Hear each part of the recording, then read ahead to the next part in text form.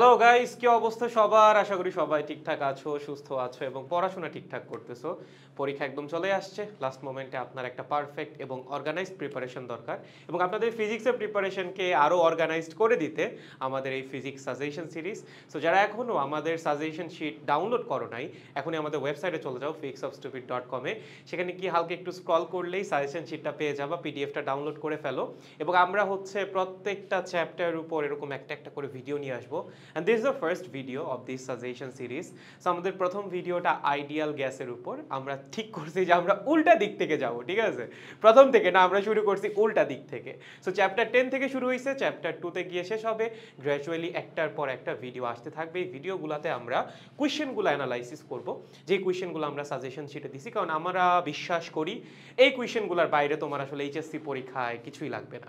এগুলো যদি তুমি ভালো মতো সলভ করে যেতে পারো, সাজেশন শিটের প্রত্যেকটা প্রশ্ন এর মধ্যে থেকে এইচএসসি পরীক্ষায় কিছু না কিছু চলে আসবে।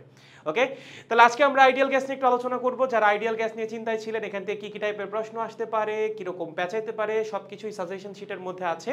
সো একটা একটা করে শুরু করা যাক। তাহলে চলেন আমরা আমাদের প্রথম কোয়েশ্চেন দিয়ে শুরু করতেছি। আশা করতেছি সাজেশন শিটটা তোমার কাছে আছে, যাদের কাছে নাই ডাউনলোড করে ফেলো। ডাউনলোড করে হচ্ছে ভিডিওটা দেখো, তখন তুমি মার্ক করে রাখতে পারবা।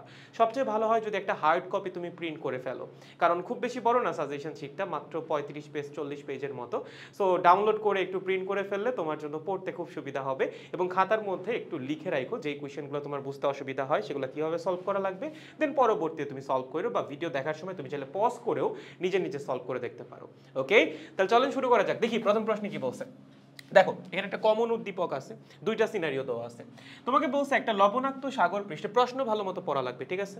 একটা লবণাক্ত সাগর পৃষ্ঠে 27 ডিগ্রি সেলসিয়াস তাপমাত্রায় হিলিয়াম গ্যাস দ্বারা একটা গ্যাস বেলুন পূর্ণ করা হলো। একদিন যখন এই বেলুনটা লবণাক্ত পানির নিচে 10 ডিগ্রি সেলসিয়াস তাপমাত্রায় রাখা হলো, তাহলে তোমার বোঝা লাগবে যে আমাদের যে সাগরটা আছে, সাগরের উপরে তাপমাত্রা একরকম এবং সাগরের তলদেশে তাপমাত্রা কিন্তু আর এক রকম। তার মানে এখানে কিন্তু টেম্পারেচার ভ্যারিয়েশন আছে।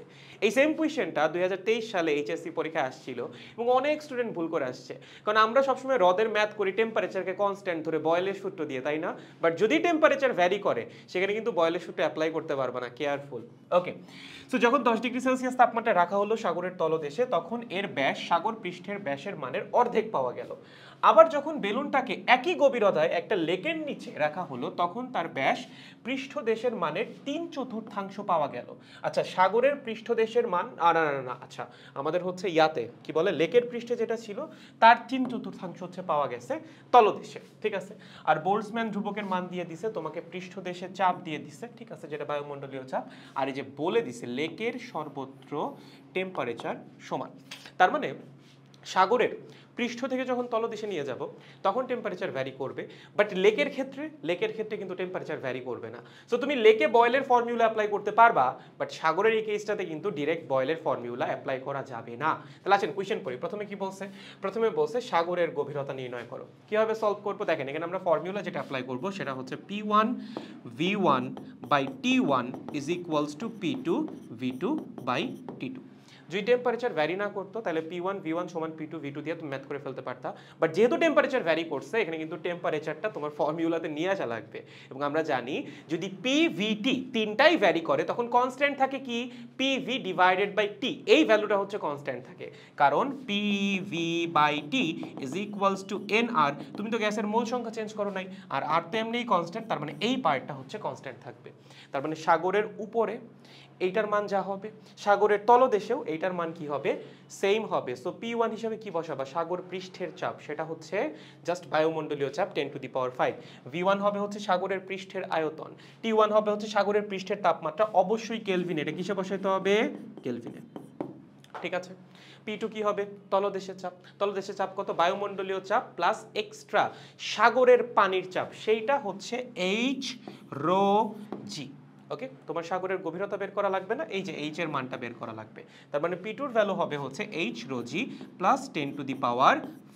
আহা, এখানে প্লাস চিহ্নটা এরকম হয়ে গেল কেন, দুঃখিত, প্লাস 10⁵। পারবো। বাট কেয়ারফুল, কিসের কথা বলছে? সাগর, সাগরের পানি কেমন? লবণাক্ত পানি। এখানে কিন্তু রোর ভ্যালু 1000 বসালে ভুল হবে, ঠিক আছে? রো কিন্তু 1000 বসানো যাবে না। সুন্দর প্রশ্ন। রোর ভ্যালু কত বসাইতে হবে বলো তো? 1025 বসাবা, ঠিক আছে? 1025 বা 1021 এরকম কিছু একটা বসাবা। কোয়েশ্চেনে যদি দিয়ে দেয় তাহলে তো খুবই ভালো, বাট যেহেতু কোয়েশ্চেন দেয় নাই, সো আমরা আইদার 1021 বা হচ্ছে 1025 ধরে ম্যাথটা করব। ওকে, সো এখান থেকে জাস্ট তোমার এইচ এর মানটা বের করা লাগবে, তাহলেই সাগরের গভীরতা বের হয়ে যাবে। সলভড। সেকেন্ডে কি বলছে? বলছে লেকের পানির ঘনত্ব নির্ণয় করো। এটা কেমনে নির্ণয় করবা? দেখো, লেকের পানির জন্য ফর্মুলা হবে হচ্ছে P1V1 is equals to P2V2। কেন ভাইয়া? কারণ এখানে টেম্পারেচার ভ্যারি করে নাই, টেম্পারেচার কনস্ট্যান্ট। টেম্পারেচার কনস্ট্যান্ট থাকলে আমরা বয়েলের সূত্র অ্যাপ্লাই করতে পারবো। ভাইয়া লেকের গভীরতা তো দেওয়া নাই, গভীরতা কই থেকে পাবো? তোমার কোয়েশ্চেনে বলে দিছে একই গভীরতার লেক, তার মানে সাগরের গভীরতা যা, লেকের গভীরতা তাই। তুমি কি প্রথম প্রশ্নে সাগরের গভীরতা বের করছো না? করছো তো, এইচের মানই তো বের করছো, সেটাই তোমার লেকের গভীরতা। সেখান থেকে হচ্ছে জাস্ট লেকের পানির ঘনত্বটা বের করে ফেলতে হবে। ওকে, পারবো। একদম সিমিলার ফর্মুলা, জাস্ট এখানে টি আছে, এখানে টি থাকবে না, কারণ এখানে টেম্পারেচার ভ্যারি করছে, এখানে করেনি। ওকে, আর কি প্রশ্ন আসতে পারে? দেখেন, লেকের পানিতে 5 মিটার গভীরে বেলুনটার আয়তন নির্ণয় করো। সেটা কেমনে করবা? এটাও খুব সহজ। দেখেন, লেকের উপরে আমার P1V1 যা হবে, 5 মিটার গভীরে P2V2 তাই হবে। কেন? কারণ লেকের সব জায়গায় টেম্পারেচার সেম, বয়েলের সূত্র প্রত্যেকটা পয়েন্টেই খাটবে। তাহলে 5 মিটার গভীরে চাপ কত হবে বলো তো? 5 মিটার গভীরে চাপ হবে 10⁵ প্লাস 5 রো জি। আগের কোয়েশ্চেনে রো বের করে আসছো, লেকের পানির ঘনত্ব, সেটা জাস্ট বসাই দিবা। বসাই দিলে এই জায়গার চাপ পেয়ে যাবা। আর উপরিতলের চাপ আর আয়তন তো তুমি জানোই। উপরিতলের চাপ কত? বায়ুমণ্ডলীয় চাপ। আয়তন কত? আয়তন তো কোয়েশ্চেনেই দেওয়া আছে।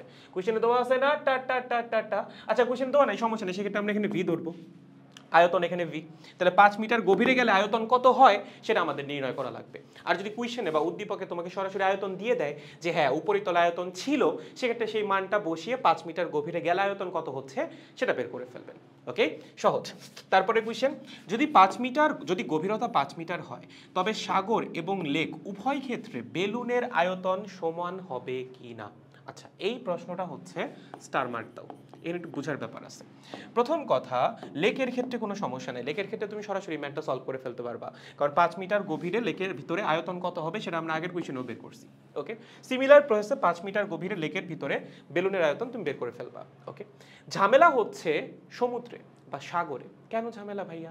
আমি তো সাগরের পানির ঘনত্ব জানি, সবই তো আমার জানা আছে। একই প্রসেসে করব? একই প্রসেসে করা যাবে না, কারণ সাগরে টেম্পারেচার চেঞ্জ হয়েছে। সাগরের গভীরতা ধরো 20 মিটার। আমি ধরলাম যে আমার প্রথম যে ম্যাথটা সেটা সলভ করে সাগরের গভীরতা আসছে 20 মিটার। এই 20 মিটার গভীরে যাওয়ার জন্য সাগরের টেম্পারেচার কতটুকু কমছে? দেখেন, সাগরের টেম্পারেচার উপরে ছিল 27 ডিগ্রি সেলসিয়াস, ঠিক আছে? যখন নিচে গেছি তখন কত হয়েছে? 10 ডিগ্রি সেলসিয়াস। তার মানে 20 মিটার নামার জন্য টেম্পারেচার কমছে 17 ডিগ্রি সেলসিয়াস। কত? 17 ডিগ্রি সেলসিয়াস। ছিল কত? 27, হয়েছে কত? 10। কতটুকু গভীরে যাওয়ার জন্য? সাগরের গভীরতা যত, ঠিক ততটুকু গভীরে যাওয়ার জন্য। সো আমি ধরলাম সাগরের গভীরতা হচ্ছে 20 মিটার। তার মানে উপরিতল থেকে 20 মিটার নিচে যখন আমরা গেছি সাগরের, তখন টেম্পারেচার 17 ডিগ্রি সেলসিয়াস ড্রপ করছে। আমার দেখা লাগবে 5 মিটার নামলে টেম্পারেচার কতটুকু ড্রপ করে, কারণ তোমার সাগরের 5 মিটার গভীরে বেলুনের আয়তন নির্ণয় করা লাগবে। বাট 5 মিটার গভীরের টেম্পারেচার কত সেটা এই কোয়েশ্চেনে দেওয়া আছে? দেওয়া নাই, আপনার বের করে নেওয়া লাগবে। তাহলে আমরা কি দেখব যে হ্যাঁ 20 মিটার নামলে 17 ডিগ্রি সেলসিয়াস কমতেছে, তাহলে 5 মিটার নামলে কতটুকু কমবে? 17 × 5 ডিভাইডেড বাই 20, এতটুকু কমবে। তাহলে 5 মিটার গভীরে টেম্পারেচার হবে কত? দেখো, আমার উপরিতলে টেম্পারেচার ছিল 27, 5 মিটার গভীরে গেছি, তার জন্য টেম্পারেচার এতটুকু কমছে। তাহলে 5 মিটার গভীরে টেম্পারেচার হবে 27 মাইনাস 17 × 5 ডিভাইডেড বাই 20। এই 20 এর জায়গায় অ্যাকচুয়ালি এইচ বসবে, এইচটা হচ্ছে সাগরের গভীরতা। ওকে, সো এখান থেকে আমরা 5 মিটার গভীরে সাগরের যে তাপমাত্রা সেটা বের করে ফেলবো। দেন আমাদের আগের formula P1V1 by T1 is equals to P2V2 by T2, এইটা দিয়ে 5 মিটার গভীরে বেলুনের আয়তন বের করে ফেলবো। বুঝছেন? একদম সহজ কিন্তু, ঠিক আছে? না পারার কিছুই নাই, আই গেস সবাই পারবেন। ওকে, তাহলে এটা হচ্ছে আমাদের প্রথম উদ্দীপকের 4টা কোয়েশ্চেন। আরো কয়েকটা কোয়েশ্চেন আছে, আসলে সলভ করা যাক। এই সেম উদ্দীপক দিয়ে আমাদের আরো কয়েকটা কোয়েশ্চেন আছে, চলো সেগুলো আমরা একটু দেখে নেই যে আর কি কি কোয়েশ্চেন ভ্যারিয়েশন আসতে পারে। যেমন এটা খেয়াল করো কি বলছে, সমুদ্র এবং লেকের তলদেশে চাপের পার্থক্য নির্ণয় করো। তার মানে তোমার কি করা লাগবে, সমুদ্রের তলদেশে চাপ নির্ণয় করা লাগবে আর লেকের তলদেশে চাপ নির্ণয় করা লাগবে। এটা পারবা না বলো তো, কেমনে করবা? দেখো যারা এটা নিয়েও কনফিউজড একটু বলে দেই, এই হচ্ছে ধরো সমুদ্র আর এটা ধরো লেক, এটা হচ্ছে সি, এইটা হচ্ছে লেক। আচ্ছা সমুদ্রে কি হয়েছে, সমুদ্রে তলদেশে আনার জন্য ব্যাস হয়েছে অর্ধেক, আর লেকে কি হয়েছে, তলদেশে আনার জন্য ব্যাস হয়েছে 4/3 তাহলে আয়তনের পরিবর্তনটা কেমন হবে? দেখেন এখানে যদি আয়তন হয় v1, তলদেশে যাওয়ার পর আয়তন যদি হয় v2, দেখবা তলদেশে যাওয়ার পর আয়তন হয়ে গেছে v1/8। ব্যাস অর্ধেক হয়েছে তাই না, কিউব করে দাও সেটাই হবে আয়তন বা নতুন আয়তন। ব্যাস যদি অর্ধেক হয় আয়তন হবে হচ্ছে 8/1। এখানে কি হয়েছে, এখানে আমি ধরলাম আদি আয়তন হচ্ছে v1, তলদেশে যাওয়ার পর আয়তন কত হবে, এবার ব্যাস কত হয়েছে, ব্যাস হয়েছে আগের ব্যাসের 4/3। তাহলে আয়তন কত গুণ হবে, আয়তন হবে হচ্ছে এটার কিউব মানে হচ্ছে 27/64 v1। তাহলে এটাকে v2 প্রাইমও লিখতে পারো। ওকে, সো এখান থেকে জাস্ট আপনি তলদেশের চাপটা বের করবেন। ধরেন এটার তলদেশে চাপ হচ্ছে P2 এবং এটার তলদেশে চাপ হচ্ছে P2 প্রাইম। যখন সাগরের জন্য ফর্মুলা অ্যাপ্লাই করবেন কোনটা অ্যাপ্লাই করা লাগবে, P1 V1/T1 is equals to P2 V2/T2। ওকে, টেম্পারেচারটা এখানে কাউন্ট আসবে কারণ টেম্পারেচারটা চেঞ্জ হচ্ছে। উপরিতলে টেম্পারেচার হচ্ছে 27, তলদেশে টেম্পারেচার হচ্ছে 10। আর যখন লেকের জন্য করবেন তখন কি আসবে, তখন তো খুবই সহজ, P1 V1 is equals to P2 V2 prime. Okay, কারণ এখানে তো কোনো টেম্পারেচারে পরিবর্তন নাই। সো এখান থেকে জাস্ট আমরা কি করব, তলদেশের চাপটা বের করে আনবো, চাইলে এটাকে P2 প্রাইম লিখতে পারো। সো P2 প্রাইমটা হবে লেকের তলদেশে চাপ আর P1 প্রাইমটা হবে সাগরের তলদেশে চাপ। দেন তুমি দুইটার মধ্যে কম্পেয়ার করবা বা পার্থক্য নির্ণয় করবা, যেটা বেশি আসবে সেটাকে বলে দিবা যে হ্যাঁ এটা হচ্ছে আরেকটার চেয়ে এতখানি বেশি। শেষ। ওকে, পরের কোয়েশ্চেনটা দেখো কি বলছে, কোনো একটা সাবমেরিন সর্বোচ্চ 7 × 10⁷ প্যাসকেল চাপ সহ্য করতে পারলে এইটা সাগরের তলদেশে যেতে পারবে কিনা। কেমনে বের করবা, দেখেন এই সেম কোয়েশ্চেনটা আপনার লেক দিয়েও আসতে পারতো। সেক্ষেত্রে আমরা যেটা করবো, সাগরতে যেহেতু আসছে সাগরের তলদেশে চাপটা নির্ণয় করব। মানে এই যে P2 মানটা বের করব। যদি সাগরের তলদেশে চাপ এই ম্যাক্সিমাম সহ্য করা চাপের চেয়েও বেশি হয়ে যায়, তার মানে সাবমেরিন আর যাইতে পারবে না। আর যদি এমন হয় যে না সাগরের তলদেশে চাপ সাবমেরিন যেটা ম্যাক্সিমাম সহ্য করতে পারতেছে তার চেয়ে কম, তখন তুমি ইজিলি সাবমেরিনকে নিয়ে যেতে পারবা। ওকে, একদম সহজ, জাস্ট তলদেশের চাপটা বের করে দেখবা এটা কি বেশি নাকি কম। যদি বেশি হয় সেক্ষেত্রে সাবমেরিন নেওয়া যাওয়া যাবে না, আর যদি এটা কম হয় সেক্ষেত্রে তুমি সাবমেরিনটাকে নিয়ে যেতে পারো। Okay good. আর কি আসতে পারে দেখেন, আরেকটা দেখেন, সাগর ও লেকের তলদেশে বেলুনের আয়তন একই রাখতে পানির ঘনত্বের কি পরিবর্তন করতে হবে, উভয় ক্ষেত্রে নির্ণয় করো। আচ্ছা উভয় ক্ষেত্রে নির্ণয় করো মানে কি, মানে হচ্ছে দেখো আমরা যখন সাগরের তলদেশে নিয়ে গেছিলাম তখন আয়তন হয়ে গেছে কত, v1/8, মানে উপরিতলের আয়তনের 8/1। আর যখন লেকের তলদেশে নিয়ে গেছি তখন হয়ে গেছে 27/64, মানে এত গুণ আর কি। সেক্ষেত্রে আমার একবার হচ্ছে আয়তন এইটা ধরে আমরা ম্যাথটা করব যে দুই ক্ষেত্রেই আমরা বেলুনকে নিয়ে যাব, তার জন্য আয়তন হবে হচ্ছে v1/8 v1/8। ওকে, তার জন্য এইটার ঘনত্ব কত আর এটার ঘনত্ব কত। ওকে, আরেকবার যেটা করব আয়তন এইটা ধরে করব। ওকে, যে আমি সাগরের তলদেশে নিয়ে গেছি তখনও আয়তন হইছে এত, আমি লেকের তলদেশে নিয়ে গেছি তখনও আয়তন হইছে এত। ঠিক আছে, একদম সহজ। এখন এখানে একটা মজার ব্যাপার আছে, ধরো তুমি আয়তনটাকে বললা যে পানির তলদেশে নিয়ে গেলে আয়তন হবে হচ্ছে v1/8।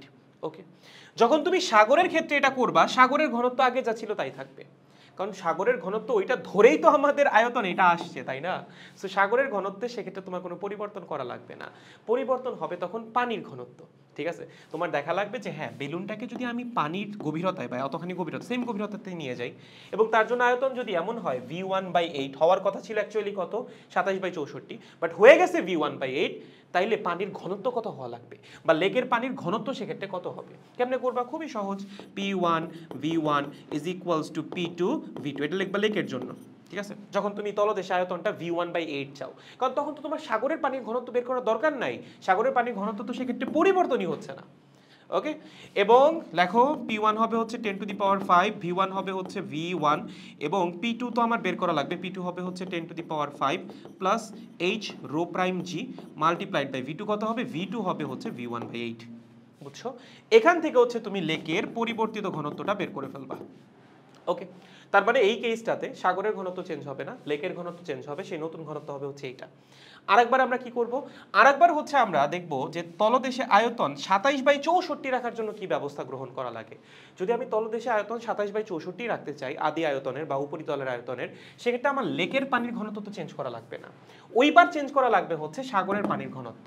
সো সাগরের পানির নতুন ঘনত্ব বের করার সময় কোন ফর্মুলা অ্যাপ্লাই করব, যেহেতু সাগরের টেম্পারেচার চেঞ্জ হচ্ছে, P1V1/T1 = P2V2/T2। এখান থেকে হচ্ছে সাগরের পানির নতুন ঘনত্ব বের করে ফেলবা সেম ভাবে। ওকে, সো এখান থেকে মোটামুটি এই ভ্যারিয়েশনের কোয়েশ্চেনগুলো আসতে পারে, এর চেয়ে বেশি পেঁচানোর কথা না, জাস্ট একটু মাথায় রাখেন টেম্পারেচারটা চেঞ্জ হচ্ছে নাকি হচ্ছে না, এটা খুব ইম্পর্টেন্ট। এবং একটু আগে যে কোয়েশ্চেনটা দেখালাম এখানে যে 4 নাম্বার কোয়েশ্চেনটা ছিল, এইটা হচ্ছে খুবই গুরুত্বপূর্ণ, যেখানে আমাদের টেম্পারেচার গ্রেডিয়েন্ট নিয়ে কাজ করা লাগে। ওকে, এগুলো যেন কোনোভাবেই ভুল না হয়। ওকে, এবার আসলে আমাদের সেকেন্ড কোয়েশ্চেনটা অনেকটা সিমিলার, বাট এখানে আরেকটু কোয়েশ্চেন ভ্যারিয়েশন আছে। দেখো, স্থির তাপমাত্রায় 5.1 লিটার বায়ুপূর্ণ একটা বেলুনকে 40 মিটার গভীর পানির তলদেশে নেওয়ায় বেলুনটার আয়তন 1.1 লিটার হয়েছে।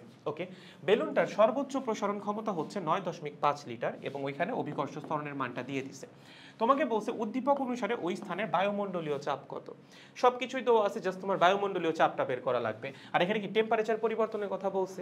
কোথাও বলা আছে টেম্পারেচার পরিবর্তনের কথা না, উল্টারও বলা আছে স্থির তাপমাত্রায়, তার মানে টেম্পারেচার কনস্ট্যান্ট। কার ফর্মুলা অ্যাপ্লাই করবা? বয়েলের formula, that means P1V1 = P2V2। সব মানই তো দেওয়া আছে। P1 এর মান বা বায়ুমণ্ডলীয় চাপটা তোমার বের করা লাগবে, এটা হচ্ছে অ্যাটমসফেরিক প্রেসার, উপরিতলের চাপ। উপরিতল আয়তন কত? আয়তন হচ্ছে 5.1। তলদেশে চাপ কত হবে? বায়ুমণ্ডলীয় চাপ প্লাস H ρg। এবং V2 কত হবে? দেখো তলদেশে আয়তন দেওয়া আছে হচ্ছে 1.1। বাকি সব মান দেওয়া আছে, দেখো এইচ টেইচ সব কিছুর মান দেওয়া। সো বসায় জাস্ট তোমার বায়ুমণ্ডলীয় চাপটা বের করে ফেলা লাগবে, ইজি। পরের কোশ্চেনে কি বলছে? উল্লেখিত বেলুনটিতে বিশেষ ব্যবস্থায় তলদেশে থাকা অবস্থায় আরো 1 লিটার বায়ু যদি প্রবেশ করায় দেওয়া হয়, তাহলে উপরে আসা অবস্থায় বেলুনটা কি অক্ষত থাকবে কিনা। মানে হচ্ছে বেলুনটা যখন তলদেশে ছিল তখন তার আয়তন কত ছিল? তার আয়তন ছিল হচ্ছে 1.1 লিটার। ঠিক আছে, এই অবস্থায় আমি আরো 1 লিটার বায়ু দিয়ে দিছি, তাহলে এইবার বেলুনের আয়তন কত? এইবার বেলুনের আয়তন হচ্ছে 2.1 লিটার। কত? 2.1 লিটার। এটা কোথায় আয়তন? এটা হচ্ছে তলদেশে আয়তন। কোথায়? তলদেশে। এইবার তুমি দেখো উপরিতলে আয়তন কত হবে? খুবই সহজ, সেম ফর্মুলা। কি করবা? P1V1 = P2V2। এবার তুমি তলদেশের সব ইনফরমেশন জানো, তলদেশের চাপ টাপ সবকিছু তোমার জানা আছে। উপরিতলের চাপ তুমি জানো, যে বায়ুমণ্ডলীয় চাপ তো গ নাম্বার কোশ্চেনেই বের করছো, সেগুলো বসায় জাস্ট উপরিতলের আয়তনটা বের করবা, মানে V1 এর মানটা বের করবা। এখানে P1 হবে হচ্ছে PA, V1 হচ্ছে উপরিতলের আয়তন, P2 হবে হচ্ছে PA plus H ρg, V2 কত হবে? 1.1 লিটার না, আরো 1 লিটার প্রবেশ করাইছি, তার মানে V2 হবে হচ্ছে 2.1 লিটার। এটা বসিয়ে উপরিতলে যে আয়তনটা হবে বেলুনের সেটা বের করবা। যদি এই আয়তন বেলুনের সর্বোচ্চ প্রসারণ ক্ষমতাকে ক্রস করে চলে যায়, মানে এই আয়তন যদি গ্রেটার দ্যান 9.5 লিটার হয়, তার মানে বেলুনটা অক্ষত অবস্থায় উপরে পৌঁছাইতে পারবে না। ধরো উপরে আয়তন আসতো 10 লিটার, হোয়াট ডাজ ইট মিন? উপরে আসার পর বেলুনের আয়তন হওয়ার কথা 10 লিটার, বাট বেলুন কি 10 লিটার প্রসারিত হইতে পারবে না? ওর সর্বোচ্চ প্রসারণ ক্ষমতাই 9.5 লিটার। তার মানে উপরে আয়তন যদি 9.5 লিটারকে ক্রস করে চলে যায় বা ওর সর্বোচ্চ প্রসারণ ক্ষমতাকে ক্রস করে চলে যায়, সেক্ষেত্রে বেলুন অক্ষত থাকবে না। কি হবে না? অক্ষত থাকবে না। আর যদি আয়তন এর চেয়ে কম হয়, সেক্ষেত্রে অক্ষত থাকবে। পারবো, এই টাইপের কোয়েশ্চেন আসলে খুব ইম্পর্টেন্ট কিন্তু, হ্যাঁ পারা লাগবে এগুলা। ওকে, নেক্সট টাইম দেখেন, এই যে এইটা হচ্ছে আর একটা খুব কমন টাইপ। এই টাইপের প্রশ্ন তোমরা কেমিস্ট্রিতে অনেক সলভ করো, তোমরা এগুলাতে এমনিতে অনেক পারদর্শী, বাট তাও হচ্ছে আমি একটাবার বলে দিই যে কি কি তোমার ফেস করা লাগতে পারে পরীক্ষায়। ওকে, তো দেখো দুইটা পাত্র দেওয়া আছে, একটার মধ্যে আছে কি? একটার মধ্যে আছে হচ্ছে অক্সিজেন, আর একটার মধ্যে আছে হচ্ছে হাইড্রোজেন, এবং দুইটাই ঘনক আকৃতির, প্রত্যেকটার বাহুর দৈর্ঘ্য দেওয়া আছে হচ্ছে 20 সেন্টিমিটার। তার মানে এখান থেকে আমরা আসলে পাত্রের আয়তন বের করে ফেলতে পারবো। ঘনকের আয়তন কেমনে বের করে? V = A³, বাহুর দৈর্ঘ্যের কিউব, দ্যাট মিন্স এখানে বাহুর দৈর্ঘ্য হচ্ছে 0.2, তার উপর কিউব। এটা আমাদের পাত্রের আয়তন বা পাত্রে থাকা গ্যাসের আয়তন। ওকে, এবং তোমাকে বলছে উভয় পাত্রে গ্যাসের চাপ হচ্ছে 24 × 10⁵ নিউটন পার মিটার স্কয়ার। তবে তোমাকে গ্যাসের চাপও দেওয়া আছে। আচ্ছা, এখানে গ্যাসের ভর দেওয়া আছে 16 গ্রাম, এখানেও গ্যাসের ভর দেওয়া আছে 16 গ্রাম। তার মানে দুইটা পাত্রে সমান ভরের গ্যাসই রাখা আছে। প্রশ্ন কি করছে? বলছে তাপমাত্রা স্থির রেখে, তার মানে টেম্পারেচারটা কনস্ট্যান্ট, বাহুর দৈর্ঘ্য অর্ধেক করা হলে পরিবর্তিত চাপ নির্ণয় করো। দেখো তুমি যখন বাহুর দৈর্ঘ্য অর্ধেক করবা তখন আয়তন কত হবে? আয়তন হবে 8/1 খেয়াল করে দেখেন, আমরা জানি v is equals two a cube, তাহলে বাহুর দৈর্ঘ্য যদি অর্ধেক হয়, লেটস সাপোজ a/2, আর এটার নাম দিলাম a প্রাইম, তার উপর কিউব, এটা হয়ে যাবে কত? a cube divided by 8। তার মানে আগে আয়তন যেটা ছিল পরিবর্তিত আয়তন হবে তার 8/1। এবং আমরা টেম্পারেচারটা রাখছি কনস্ট্যান্ট, তাহলে তুমি গ্যাসের জন্য কার ফর্মুলা অ্যাপ্লাই করবা? অবশ্যই বয়েলের সূত্র ভাই। তার মানে P1V1 is equals to P2V2। ওকে, আগে চাপ ছিল কত? ওই যে ওইটা। আগে আয়তন ছিল কত? a কিউব, এখন আয়তন কত? a কিউব বাই 8, এখন নতুন চাপ P2টা তোমার বের করা লাগবে, এতটুকুই। পারবা? গুড। নেক্সট, উভয় পাত্রে তাপমাত্রা নির্ণয় করো। টেম্পারেচার কেমনে বের করবেন? দেখেন সব ইনফরমেশন আপনার দেওয়া আছে। কি কি ইনফরমেশন দেওয়া আছে দেখো, এখানে প্রথম কথা তুমি মোল সংখ্যা খুব ইজিলি বের করতে পারবা। এখানে কত গ্রাম অক্সিজেন আছে? 16 গ্রাম। অক্সিজেন আণবিক ভর কত? 32। তার মানে মোল সংখ্যা হচ্ছে 0.5। মোল সংখ্যা জানো, আয়তন জানো না? আয়তনও জানো, বাহুর দৈর্ঘ্য তো দেওয়াই আছে। চাপ জানো না? চাপও জানো ভাই, টেম্পারেচার বের করা লাগবে। বের করতে পারবা না? কেমনে করবা? PV is equals two nRT। কি? PV is equals two nRT। Same কাহিনী এখানেও। এখানে জাস্ট কি চেঞ্জ হবে? এখানে মোল সংখ্যাটা চেঞ্জ হবে। এখানে মোল সংখ্যা কত হবে? 16 ডিভাইডেড বাই অক্সিজেন আণবিক ভর 2। তার মানে এখানে মোল সংখ্যা হবে হচ্ছে 8। ওকে, সো আমরা এই পাত্রের টেম্পারেচারও বের করে ফেলবো, এই পাত্রের টেম্পারেচারও বের করে ফেলবো, দুইটার প্রেসার কিন্তু সেম। ওকে, গুড। লাস্ট কোয়েশ্চেন, উভয় পাত্রে সিআরএমএস বেগ নির্ণয় করো। দেখো তুমি দুইটা পাত্রের টেম্পারেচার এখন জানো, সিআরএমএস কেমনে বের করবা? ভাই ভাই ভাই ভাই, CRMS is equals to √3RT divided by m। যখন তুমি এই পাত্রের সিআরএমএস বের করবা তখন এই পাত্রের টেম্পারেচার বসাবা এবং এই পাত্রে কি আছে? অক্সিজেন আছে, অক্সিজেনের আণবিক ভর বসাবা। বাট কেয়ারফুল, আণবিক ভরটা অবশ্যই কেজিতে বসাইতে হবে, তার মানে 32 × 10⁻³ যখন তুমি এই পাত্রের সিআরএমএস বের করবা তখন তোমার আণবিক ভর বসাতে হবে কোনটা? হাইড্রোজেনেরটা। হাইড্রোজেন আণবিক ভর কত? 2। বাট 2 বসাইলে হবে না, 2 × 10⁻³ বসাইতে হবে, কেজিতে বসাইতে হবে। আর টেম্পারেচার এই পাত্রের যেটা সেটা বসাইতে হবে। এতটুকুই পারবো? কোনো কনফিউশন নাই? শিওর? ওকে, নেক্সট দেখেন, এখান থেকে আরো কিছু প্রশ্ন আসতে পারে, আরো অনেকগুলো প্রশ্ন আছে এখান থেকে। এই টাইপের প্রশ্ন দেখবা মানে অনেক ঘুরানো পেঁচানো যাইতে পারে। বলছে পাত্র এ থেকে কিছু পরিমাণ অক্সিজেন ব্যবহারের ফলে চাপ এত হয়ে গেল, কি পরিমাণ অক্সিজেন ব্যবহৃত হয়েছিল? সুন্দর প্রশ্ন। ওকে, তার মানে আমার ধরো লেটস সাপোজ এই কোয়েশ্চেনটা একটু বুঝাই দিই। ধরো এই হচ্ছে আমার এ পাত্র। ওকে, আমি এখান থেকে কিছুটা পরিমাণ অক্সিজেন ব্যবহার করছি। আচ্ছা, সেটা করার জন্য আমার কি পাত্রের আয়তন পরিবর্তন হয়েছে? কোথাও বলছে পাত্রের আয়তন চেঞ্জ হয়েছে, যে পাত্র সংকুচিত হয়ে আসবে, এরকম কিছু বলা আছে? বলা নাই। তার মানে পাত্রের আয়তন আগে যা ছিল তাই আছে, তার মানে ভি এর মান কনস্ট্যান্ট। ওকে, কোথাও কি বলছে টেম্পারেচার চেঞ্জ হয়েছে, যে আমি অক্সিজেন বের করে নিলাম তার জন্য টেম্পারেচার অর্ধেক হয়ে গেছে, এরকম কিছু বলা আছে? বলা নেই। তার মানে টেম্পারেচার কি? কনস্ট্যান্ট। চেঞ্জ হয়েছে কি? চেঞ্জ হয়েছে মোল সংখ্যা। দেখো তুমি যখন একটা নির্দিষ্ট পরিমাণ অক্সিজেন এখান থেকে বের করে নিবা, অক্সিজেনের মোল সংখ্যা চেঞ্জ হয়ে যাবে না? অবশ্যই চেঞ্জ হয়ে যাবে। আর চেঞ্জ হয়েছে কি? চাপ। ভাই এটা কেমনে বুঝলেন? এটা তো তোমার প্রশ্নই বলে দিছে যে চাপ হয়ে গেছে এত। আগে ছিল কত? আগে ছিল হচ্ছে 24 × 10⁵, হয়ে গেছে 16 × 10⁵। তার মানে চেঞ্জ হয়েছে মোল সংখ্যা এবং চাপ, এই দুইটা চেঞ্জ হয়েছে। ওকে, তার মানে ভলিউম এবং টেম্পারেচার কনস্ট্যান্ট রেখে মোল সংখ্যা এবং চাপের পরিবর্তন হয়েছে। এবার ফর্মুলা কোনটা? দেখেন ফর্মুলা বানাবেন কেমনে? আমরা জানি PV is equals two nRT, তাই না? এবার চেঞ্জ হয়েছে কি কি? চেঞ্জ হয়েছে হচ্ছে আমাদের মোল সংখ্যা এবং চাপ, বাকি সবকিছু কনস্ট্যান্ট। তাহলে মোল সংখ্যার চাপকে একটা সাইডে নিয়ে আসো। P/n is equals to RT divided by V। দেখো তো ডান পাশটা কনস্ট্যান্ট না? এখানে টেম্পারেচার কনস্ট্যান্ট, ভলিউম কনস্ট্যান্ট, তার মানে আমরা বলতে পারি এই কেসটাতে P/n এর যে রেশিওটা সেটা থাকবে constant. That means P1/n1 is equals two P2/n2। শুরুতে চাপ কত? 24 × 10⁵, বসাই দাও 24 × 10⁵। শুরুতে মোল সংখ্যা কত অক্সিজেনের? 0.5। শেষে চাপ কত? 16 × 10⁵। শেষে মোল সংখ্যা কত বের করে নিবা, শেষ। এটা হচ্ছে ফাইনাল মোল সংখ্যা। তাহলে কতটুকু অক্সিজেন বের হইছে? অক্সিজেন বের হইছে N1 - N2 পরিমাণ। কত গ্রাম অক্সিজেন বের হইছে? যদি কত গ্রাম অক্সিজেন বের হইছে বের করতে চাও তাহলে এটাকে অক্সিজেনের আণবিক ভর দ্বারা গুণ করে দাও, সলভড। ঠিক আছে, পারবো পরীক্ষায় আসলে? গুড। নেক্সট, উদ্দীপকের পাত্র দুইটার মুখ একসাথে খুলে দিলে কোন পাত্রটা আগে খালি হবে? ধরো এখানে একটা মুখ আছে, এখানেও একটা মুখ আছে, দুইটাকে তুমি খুলে দিছো, বলো কোনটা আগে খালি হবে? ভাই যেই গ্যাসের সিআরএমএস বেশি সে আগে খালি হবে। তুমি কি করবা? এই পাত্রের গ্যাসের সিআরএমএস বের করবা, যেটা আমরা আগে করেও আসছি। এই পাত্রের গ্যাসের সিআরএমএস বের করবা, যার সিআরএমএস বেশি সেই পাত্রে গ্যাসের বেগ বেশি, সেই গ্যাস দ্রুত বের হবে। ওকে, তাহলে আমরা এখানে কি করব? সিআরএমএস যার বেশি সে হচ্ছে আগে বের হবে। দুইটার সিআরএমএস বের করব। কেমনে বের করব একটু আগে দেখে আসছি। ওকে, আসো নেক্সট কি বলছে? উদ্দীপকের পাত্রদ্বয়ের সিআরএমএস বেগ সমান করতে হলে টিএ এবং টিবি এর রেশিও কত হওয়া লাগবে? তার মানে আমি চাচ্ছি এই পাত্রের সিআরএমএস যা হবে এই পাত্রের সিআরএমএসও ঠিক তাই হোক।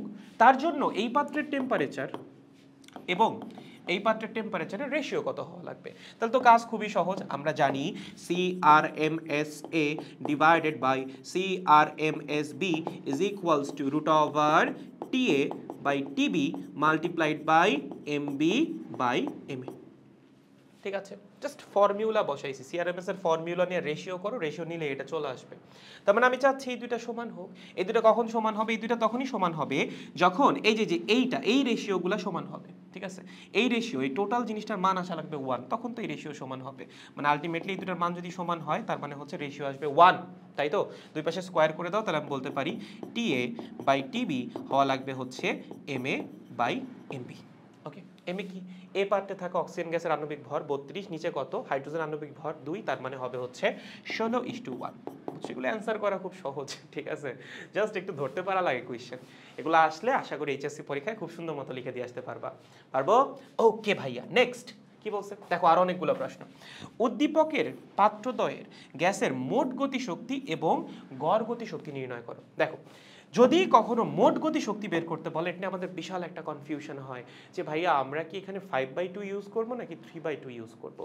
যদি কখনো প্রশ্নে মোট গতি শক্তি বের করতে বলে, যেমন এখানে অক্সিজেন হাইড্রোজেন দুইটাই দ্বিপারমাণবিক গ্যাস, সেক্ষেত্রে আমরা যেটা করব, প্রথমে লিখব রৈখিক গতিশক্তি। কি লিখব? রৈখিক গতিশক্তি, সেটা হচ্ছে 3/2 nRT। ঠিক আছে, যেহেতু দ্বিপারমাণবিক গ্যাস তার মানে কৌণিক গতিশক্তি আছে, দেন লিখব কৌণিক গতিশক্তি। কি? কৌণিক গতিশক্তি। দ্বিপারমাণবিক গ্যাসের জন্য 2/2 nRT, কারণ ওদের কৌণিক ডিগ্রি অফ ফ্রিডম হচ্ছে 2টা। দেন লিখবো হচ্ছে টোটাল গতিশক্তি। কি? টোটাল গতিশক্তি, সেইটা হবে হচ্ছে 5/2 nRT। তুমি জাস্ট এইভাবে করে দিয়ে আসো, নাম্বার আর কাটার কোনো সুযোগ নেই। কোথায় নাম্বার কাটবে ভাই, তুমি সব লিখে দিয়ে আসছো। ওকে, এবং এখানে ক্যালকুলেশনে কিন্তু হ্যাক্স আছে। দেখো, তুমি একবারই এটা ক্যালকুলেট করবা, পরেরগুলো ক্যালকুলেট করা খুব সহজ। কারণ যখন তুমি রৈখিক গতিশক্তি বের করে ফেলতেছো, ধরো এটার মান আসছে হচ্ছে লেটস সাপোজ 30 জুল, আমি ধরলাম 30 জুল আসছে। কৌণিক গতিশক্তি কেমনে বের করবা? আবার সবকিছু ক্যালকুলেটরে বসাবা না, এটাকে 3 দিয়ে ভাগ করো, 2 দিয়ে গুণ করো, কৌণিক গতিশক্তি বের হয়ে যাবে। কারণ এটাকে 3 দিয়ে ভাগ করলে হয়ে যাবে হাফ এনআরটি, 2 দিয়ে গুণ করলে হয়ে যাবে 2 × হাফ এনআরটি, যেটা হচ্ছে এইটা। ঠিক আছে, তো আমরা সবসময় যেটা করবো, আমরা হাফ এনআরটির মানটা বের করবো। হাফ এনআরটিকে 3 দিয়ে গুণ করলে রৈখিক গতিশক্তি বের হয়ে যাবে, 2 দিয়ে গুণ করলে কৌণিক গতিশক্তি বের হয়ে যাবে, এবং 5 দিয়ে গুণ করলে মোট গতিশক্তি বের হয়ে যাবে। তাইলে এই ক্যালকুলেশনে সময় কম লাগবে, এগুলো একটু বোঝা লাগবে। ঠিক আছে, ওকে। সো এই হচ্ছে যদি কখনো আমাদেরকে মোট গতিশক্তি বের করতে বলে। আর যদি এক পারমাণবিক গ্যাসের মোট গতিশক্তি বের করতে বলে, সেটা তো শুধুমাত্র 3/2 এনআরটি হবে। যদি বহু পারমাণবিক নন লিনিয়ার গ্যাসের তোমার মোট গতিশক্তি বের করতে বলে, সেক্ষেত্রে এখানে কৌণিকের জায়গায় আসবে 3/2 এনআরটি, আর টোটালের জায়গায় আসবে 6/2 এনআরটি। ওকে, গুড। আর যদি কখনো আমাদেরকে গড় গতিশক্তি বের করতে বলে, একটু মাথায় রাখো, গড় গতিশক্তি যদি কখনো বের করতে বলে, গড় গতি শক্তি, এটা সব সময় 3/2 nRT। ঠিক আছে, যদি আমাদের এভারেজ কাইনেটিক এনার্জি বা গড় গতি শক্তি বের করতে বলে, পারবো? ওকে, নেক্সট বলছে এ এবং বি পাত্র একসাথে মিশ্রিত করা হলে মিশ্রণের তাপমাত্রা নির্ণয় করো। কেমনে করবা? এইটা করতে হবে হচ্ছে শক্তির সংরক্ষণশীলতার নীতি দিয়ে। কি? শক্তির সংরক্ষণশীলতার নীতি। ওকে, শীলতার নীতি, বুঝতে পেরেছেন? একদম সহজ। দেখো, যখন তোমার পাত্র 1 ছিল, আমাদের তো আদর্শ গ্যাসের গতিশক্তি বা অন্য কোনো গতিশক্তি থাকে না, শুধুমাত্র গতিশক্তি নিয়ে আমাদের আলোচনা। প্রথম পাত্রে কি আছে? অক্সিজেন আছে। অক্সিজেনের মোল সংখ্যা কত? 0.5। এখানে কি আছে? হাইড্রোজেন আছে, মোল সংখ্যা কত? 8। ওকে, তাহলে প্রথম পাত্রের জন্য আমি ধরলাম এটা হচ্ছে n1, এটা হচ্ছে n2।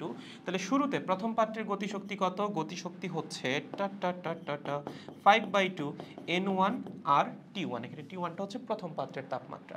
দ্বিতীয় পাত্রের গতিশক্তি কত? যেহেতু দ্বিপারমাণবিক গ্যাস, 5/2 n2 আর t2। ওকে, T2 হচ্ছে দ্বিতীয় পাত্রের তাপমাত্রা। দুটাকে যখন আমি মিক্স করব, দুটা টেম্পারেচার একটা কমন টেম্পারেচার হবে এবং তাদের মিলিত মোল সংখ্যা কত হবে? n1 plus n2। তাদের মিলিত ডিগ্রি অফ ফ্রিডম কত? মিলিত ডিগ্রি অফ ফ্রিডম আবার কি জিনিস? দুইজনই তো দ্বিপারমাণবিক গ্যাস, ডিগ্রি অফ ফ্রিডম তো 5ই হবে, ঠিক আছে? তার মানে ফাইনাল গতিশক্তি হবে বা মিলিত শক্তি হবে 5/2 n1 plus n2 multiplied by r into t। ঠিক আছে, এই যে এই টি এর মানটা তোমার বের করা লাগবে। ওকে, বাকি সব মান তো তুমি জানোই, জাস্ট ওই টি এর মানটা বের করবা। সো এটাই হবে আমাদের মিশ্রণের ফাইনাল টেম্পারেচার। পারবো? সহজ। নেক্সট বলছে এ এবং বি পাত্র গ্যাসের অণুর সংখ্যা নির্ণয় করো। গ্যাসের অণুর সংখ্যা কেমনে বের করবা? দেখো এখান থেকে তো আসলে কাজ করা খুব সহজ, তোমাকে ডাব্লিউ দেওয়া আছে না, এখান থেকে তুমি মোল সংখ্যা বের করে ফেলছো। মোল সংখ্যা থেকে অণুর সংখ্যা কেমনে বের করে ভাই? বলো বলো বলো, এটা যদি না পারো একদম ক্লাস 1-এ ভর্তি করে দিব। অণুর সংখ্যা হবে হচ্ছে মোল সংখ্যা ইন্টু অ্যাভোগাড্রোর সংখ্যা। ওকে, সেম কাহিনী এখানেও, মোল সংখ্যাকে অ্যাভোগাড্রোর সংখ্যা দিয়ে গুণ করে দিবা, তাইলে অণুর সংখ্যা পেয়ে যাবা। গেল। নেক্সট, এ এবং বি পাত্রে গ্যাসের অণুর ব্যাস যদি এত হয় তাহলে গ্যাসের গড় মুক্ত পথ নির্ণয় করো।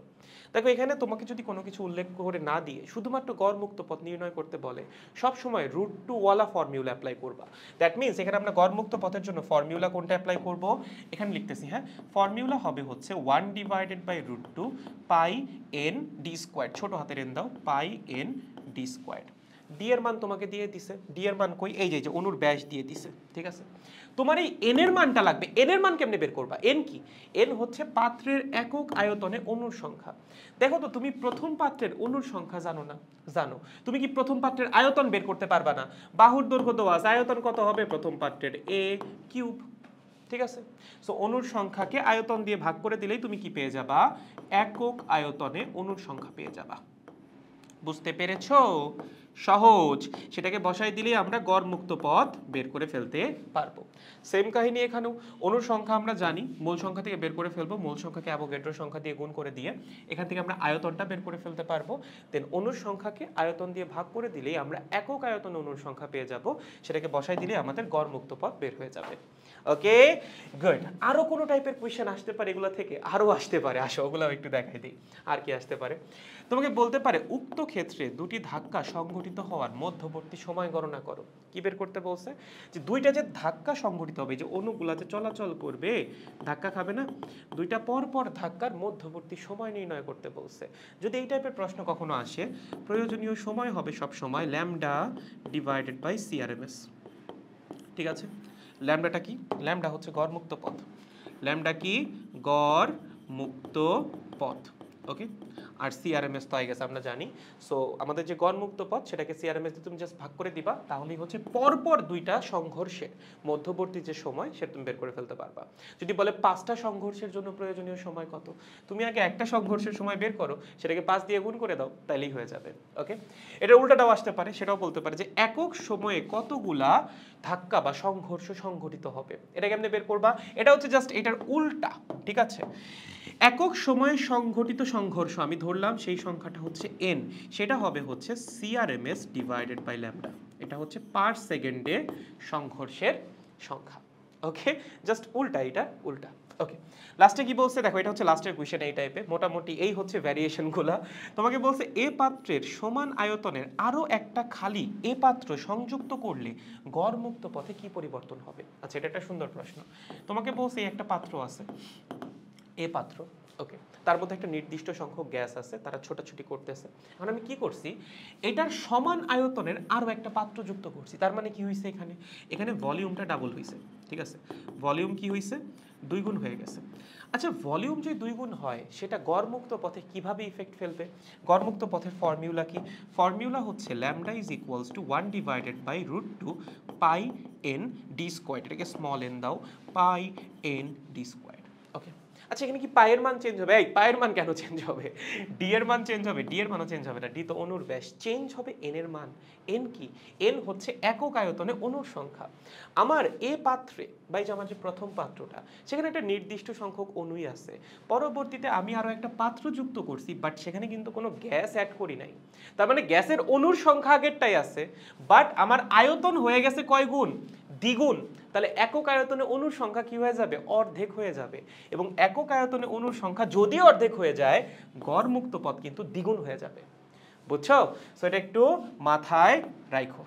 পারবো পরীক্ষায় আসলে শিওর। সো এই টাইপের যে অণুর গতিতত্ত্ব থেকে মোটামুটি এই কোয়েশ্চেনগুলো আসতে পারে, এগুলো একটু ভালো মতো পড়ে যায়। এগুলো পড়ে গেলে আশা করতেছি এইচএসসি পরীক্ষায় এর মধ্যে থেকেই চলে আসবে। এবার আসেন পরবর্তী টাইপে যাওয়া যায়। এবার এই উদ্দীপকটা একটু খেয়াল করো। দেখো এগুলো হচ্ছে গ্রাফ রিলেটেড প্রশ্ন, গ্রাফ থেকেও কিন্তু প্রশ্ন আসতে পারে। সিমিলার টাইপের কোয়েশ্চেন দেখবা তুমি থার্মোডাইনামিক্সেও মাঝে মধ্যে পেয়ে যাবা। ওকে, তাহলে দেখেন কি বলছে, দুইটা ভিন্ন পাত্রে সংরক্ষিত 325 গ্রাম এবং 288 গ্রাম ভরের 10 মোল করে যথাক্রমে এক্স গ্যাস এবং ওয়াই গ্যাসের দুইটা পি বনাম ভি এর লেখচিত্র দেওয়া আছে। দেখো দুইটা গ্রাফ দেওয়া আছে এবং গ্রাফের উপর একটা সার্টেন পয়েন্টের টেম্পারেচার তোমাকে দিয়ে দিছে, সেই পয়েন্টের চাপ দিয়ে দিছে, আয়তনটা দিয়ে দেয় নাই। এখানেও সেম, এখানে টেম্পারেচার দিয়ে দিছে, চাপ দিয়ে দিছে, বাট আয়তনটা দিয়ে দেয় নাই। তোমরা কি বলছে? বলছে উদ্দীপক অনুযায়ী গ্যাস দ্বয়ের আয়তনের তুলনা করো। ভাই এটা তো খুব সহজ, তোমাকে মোল সংখ্যা দেওয়া আছে, তাপমাত্রা দেওয়া আছে, চাপ দেওয়া আছে, তোমার কি বের করা লাগবে? আয়তন। কেমনে করবা? PV is equals two nRT, তার মানে ভি হবে হচ্ছে এনআরটি ডিভাইডেড বাই পি। ওকে, সব কিছুর মান দেওয়া আছে, জাস্ট বসাই দাও, বসাই দিলেই ভি1 এবং ভি2 বের হয়ে যাবে। দেন তুমি দুইটার রেশিও বের করে ফেলো। পারবো? গুড। আরেকটা কোশ্চেনে কি বলা আছে? বলছে পাত্র দুইটার মুখ একই সময় খুলে দিলে কোন পাত্রটা আগে খালি হবে? কেমনে করব? সিআরএমএস বের করব। কি করব? সিআরএমএস বের করব। একবার এই গ্যাসের জন্য সিআরএমএস বের করব, আর একবার এই গ্যাসের জন্য সিআরএমএস বের করব। তার মানে একবার টেম্পারেচার 305 এবং গ্যাসের ভর কত? গ্যাসের ভর হচ্ছে 325 গ্রাম, মোল সংখ্যা কিন্তু আবার 10 মোল। সো তুমি চাইলে প্রথমে আণবিক ভরটা বের করে নিতে পারো, 10 দিয়ে ভাগ করে 32.5 আসবে। সিমিলারলি এটাকেও 10 দিয়ে ভাগ করে তুমি প্রথমে আণবিক ভর বের করে নিতে পারো, সেখানে 28.8 আসবে। দেন তুমি সিআরএমএস বের করতে পারো। সো সিআরএমএস হবে হচ্ছে, দেখো সিআরএমএস হবে 3nRT ডিভাইডেড বাই W অথবা √3RT বাই M।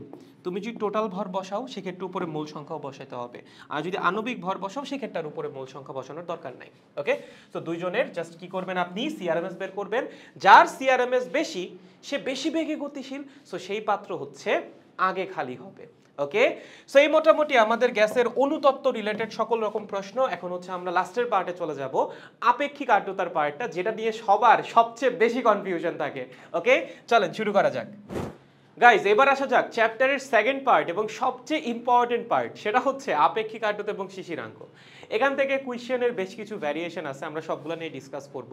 আবারও বলতেছি, সাজেশন শিটটা ডাউনলোড করে একসাথে হচ্ছে ভিডিওটা দেখো এবং মার্ক করে যাও যে কোনগুলাতে তোমার সমস্যা আছে, এবং যেগুলোতে সমস্যা আছে সেগুলো একটু ভিডিওটা দেখে সলভ করে ফেলো। ওকে, তাহলে হোপফুলি এইচএসসি পরীক্ষার প্যারা ফেস করবা না।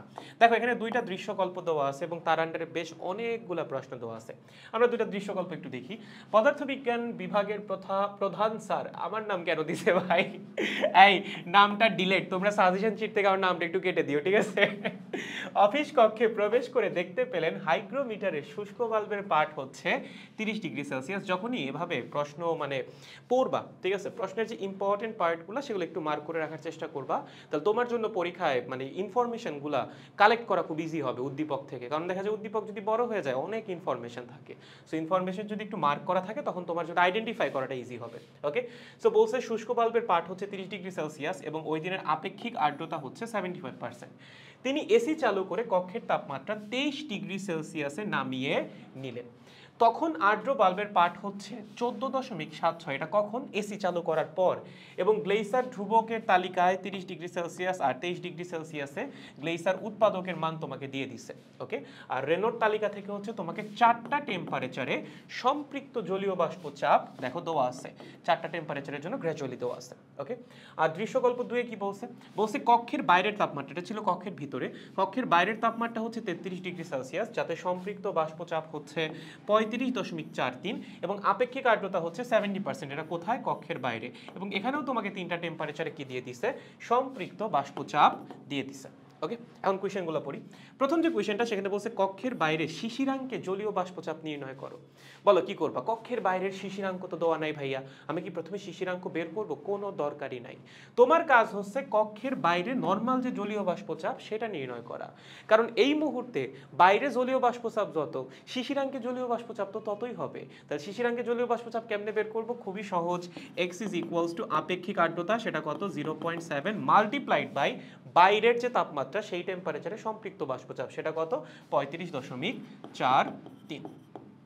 সলভড। বুঝতে পেরেছেন? সহজ। এবার আছেন সেকেন্ড কোয়েশ্চেন, বলছে কক্ষের বাইরে শিশিরাঙ্ক নির্ণয় করো। এইটা হচ্ছে একটা সুন্দর প্রশ্ন। আমরা কক্ষের বাইরে শিশিরাঙ্কে সম্পৃক্ত বাষ্পচাপ যেটা, সেটা তো পেয়ে গেছি। কক্ষের বাইরে শিশিরাঙ্ক কেমনে নির্ণয় করব? দেখেন আমরা প্রথমে সম্পৃক্ত বাষ্পচাপটা একটু বের করি, আমি একটু ক্যালকুলেটরটা নেই। 0.7 মাল্টিপ্লাইড বাই 35.43 কত হচ্ছে? হলো 24.8 মিলিমিটার পারদচাপ। ওকে, প্রথমে একটু খেয়াল করো, এইটা তোমার চার্টে দেওয়া সম্পৃক্ত বাষ্পচাপের সাথে কোনটার সাথে ম্যাচ করতেছে বা কোনটার কাছাকাছি আছে। এখানে আছে হচ্ছে 31, এখানে আছে হচ্ছে 16, এখানে আছে হচ্ছে কত 17। তার মানে এইটা পড়তেছে কোন রেঞ্জের মধ্যে? এটা পড়তেছে 31.83 থেকে 16.86, এই রেঞ্জের মধ্যে। কত? 24.8। কেমনে নির্ণয় করা যাইতে পারে? এখানে আমাদের একটু লিনিয়ার ইন্টারপোলেশন বা ঐকিক নিয়ম অ্যাপ্লাই করা লাগবে। দেখেন একটা শিখাই দিই, বাকিগুলো আই গেস এমনিও পারবেন, অলরেডি আপনারা পারারই কথা, বাট তাও আমি একটা আবার একটু দেখাই দিই। প্রথম কথা হচ্ছে 31 চাপ কখন? যখন হচ্ছে তাপমাত্রা 30, আর হচ্ছে 16.86, এটা কখন? যখন টেম্পারেচার হচ্ছে 21। তার মানে আমার জলীয় বাষ্পচাপ 31 থেকে 16.86 নেমে আসতেছে যখন টেম্পারেচার 30 থেকে 21-এ গিয়ে পৌঁছাচ্ছে। ওকে, আমার দেখা লাগবে কোন তাপমাত্রায় সম্পৃক্ত বাষ্পচাপ এইটা হয়। যেই তাপমাত্রায় সম্পৃক্ত বাষ্পচাপ এইটাই হবে, ওইটাই শিশিরাঙ্কের তাপমাত্রা। ওকে, সো আমার এমন টেম্পারেচার খুঁজে বের করা লাগবে যেই টেম্পারেচারে সম্পৃক্ত জলীয় বাষ্পচাপ হবে 24.8 বা বাইরে এই মুহূর্তে উপস্থিত জলীয় বাষ্পের চাপের সমান। ঠিক আছে, তাহলে কেমনে করা যেতে পারে? দেখেন 30 থেকে আমরা যখন 9 ডিগ্রি সেলসিয়াস তাপমাত্রা কমাইছি তখন জলীয় বাষ্পচাপ কতটুকু কমছে? ক্যালকুলেট করো। জলীয় বাষ্পচাপ কমছে 31.83 মাইনাস হচ্ছে 16.86, তার মানে হচ্ছে 14.97। ওকে, 14.97 মিলিমিটার পারদচাপ কমে গেছে যখন আমরা টেম্পারেচার কতটুকু কমাইছি? 30 থেকে 9 ডিগ্রি সেলসিয়াস কমাইছি। ওকে, আমার কোন জলীয় বাষ্পচাপটা লাগবে? 24.8। আচ্ছা, আমার 31.83 থেকে জলীয় বাষ্পচাপ কতটুকু কমাইলে সেটা 24.8 হবে? মাইনাস করো, 31.83 মাইনাস হচ্ছে 24.8, তার মানে আমার জলীয় বাষ্পচাপ কমাইতে হবে 7.03। তাহলে 7.03 মিলিমিটার চাপ কমানোর জন্য আমার টেম্পারেচার কতটুকু কমানো লাগবে?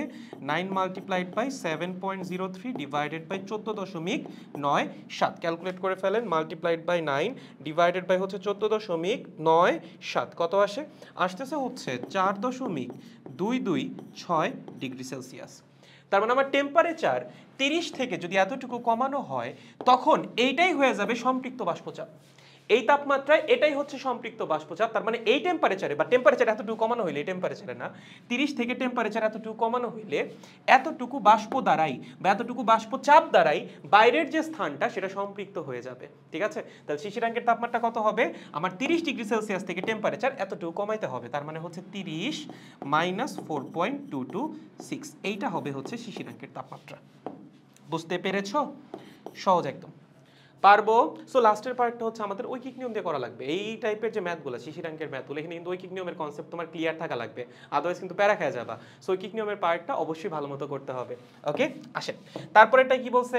3 নম্বর কোয়েশ্চনে বলছে কক্ষের শিশিরাঙ্ক নির্ণয় করো। কি? কক্ষের মানে রুমের ভিতরে, মানে দৃশ্যকল্প 1 সাইডে লেখাও আছে যদিও দৃশ্যকল্প 1। দেখেন আমাকে কক্ষের ভিতরে কি কি ইনফরমেশন দেওয়া আছে।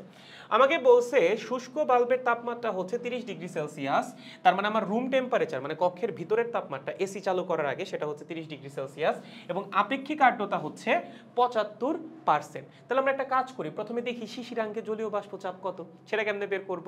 এই মুহূর্তে কক্ষে যতখানি জলীয় বাষ্পচাপ আছে সেটাই শিশিরাঙ্কে জলীয় বাষ্পচাপ। তাহলে কক্ষের যে তাপমাত্রা 30 ডিগ্রি সেলসিয়াস, সেই 30 ডিগ্রি সেলসিয়াস তাপমাত্রা সম্পৃক্ত জলীয় বাষ্পচাপ কত? 29.92। আমার দেখা লাগবে কক্ষে এখন কতখানি জলীয় বাষ্প আছে, সেটাই আমার কক্ষের শিশিরাঙ্কের জলীয় বাষ্পচাপ। সেটা কেমনে বের করব? x ইজ ইকুয়ালস টু কক্ষের আপেক্ষিক আপেক্ষিক আর্দ্রতা 0.75 মাল্টিপ্লাইড বাই কক্ষের যে তাপমাত্রা সেই তাপমাত্রায় সম্পৃক্ত বাষ্পচাপ, তার মানে 30 সম্পৃক্ত বাষ্পচাপ, সেটা কত 29.92। এখান থেকে হচ্ছে রুমে উপস্থিত জলীয় বাষ্পচাপ পেয়ে যাবা। এইটাই রুমের ভিতরে যে শিশিরাঙ্ক সেইটাই সম্পৃক্ত বাষ্পচাপ। তাহলে এখন তুমি আরেকবার ঐকিক নিয়ম অ্যাপ্লাই করো, অ্যাপ্লাই করে দেখো এই সম্পৃক্ত বাষ্পচাপ তুমি কোন টেম্পারেচারে পাচ্ছ। যেই টেম্পারেচারে পাবা সেইটাই রুমের ভিতরের শিশিরাঙ্ক। বুঝতে পারছেন? সেম কাজটা আরেকবার করা লাগবে হচ্ছে রুমের ভিতরের জন্য, বাইরের জন্য যেটা করলেন। পারবেন? একদম সহজ। ওকে গাইস, এবার হচ্ছে নেক্সট কোয়েশ্চেন। দেখো 4 নাম্বার কোয়েশ্চেনে কি বলছে। 4 নাম্বার কোয়েশ্চেনে বলছে ওই দিন সন্ধ্যায় বায়ুর তাপমাত্রা 23 ডিগ্রি সেলসিয়াসে নেমে আসলে বায়ুস্থ জলীয় বাষ্পের কত শতাংশ ঘনীভূত হবে। এটাকে আমরা সলভ করব। এটা খুবই কমন একটা কোয়েশ্চেন, ইসাক স্যারের বইয়ে কোয়েশ্চেনটা আছে, আই গেস তোমরা পারার কথা, বাট তাও আমি একবার দেখাই দিই। প্রথমে তোমার দেখা লাগবে তোমার রুমে এই মোমেন্টে কতখানি জলীয় বাষ্প আছে, সেটাকে আমরা বের করবা। খুবই সহজ, 30 ডিগ্রি সেলসিয়াস তাপমাত্রা হচ্ছে রুমের ভিতরের তাপমাত্রা, সেই তাপমাত্রায় সম্পৃক্ত বাষ্পচাপ মাল্টিপ্লাইড বাই রুমের আপেক্ষিক আর্দ্রতা। এটাই কি রুমে উপস্থিত জলীয় বাষ্পের চাপ। তাহলে যদি আমরা সেটা বের করি, যেখান থেকে পেয়ে যাব সেটা হচ্ছে 0.75 মাল্টিপ্লাইড বাই 29.92। তার মানে রুমে এখন জলীয় বাষ্প আছে 22.44 মিলিমিটার পারদচাপের সমান। ঠিক আছে, এখন আমি রুমের টেম্পারেচার নিয়ে গেছি 23-এ। দেখো 23 ডিগ্রি সেলসিয়াসে সম্পৃক্ত বাষ্পচাপ কত 20.24।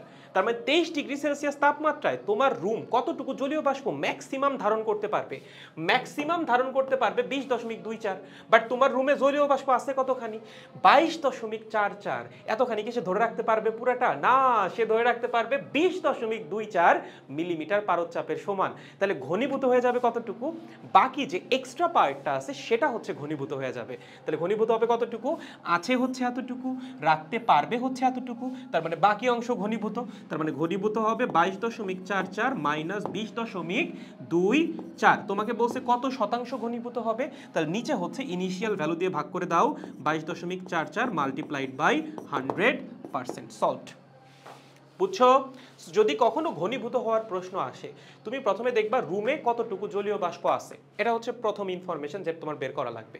সেকেন্ড যেটা দেখবা, তুমি যেই তাপমাত্রায় নিয়ে যাচ্ছ সেই তাপমাত্রায় রুম কতটুকু জলীয় বাষ্প ধরে রাখতে পারে ম্যাক্সিমাম, সেটা কেমনে বের করব? ওই তাপমাত্রার সম্পৃক্ত বাষ্পচাপটা দেখবা। ওকে, দেন যদি দেখো ওই তাপমাত্রায় সম্পৃক্ত বাষ্পচাপ রুমে উপস্থিত জলীয় বাষ্পচাপের চেয়ে কম, তার মানে কি সে রুমে উপস্থিত পুরো জলীয় বাষ্পকে ধরে রাখতে পারবে না, কিছু অংশকে ঘনীভূত করে দিবে, মাইনাস করে বের করে ফেলবা কতটুকু অংশ ঘনীভূত হবে। আর যদি পার্সেন্টেজে বের করতে বলে দেন হচ্ছে ইনিশিয়াল ভ্যালু দিয়ে ভাগ করে 100 দিয়ে গুণ করে দিবা বা 100% দিয়ে গুণ করে দিবা, তাহলে সলভড।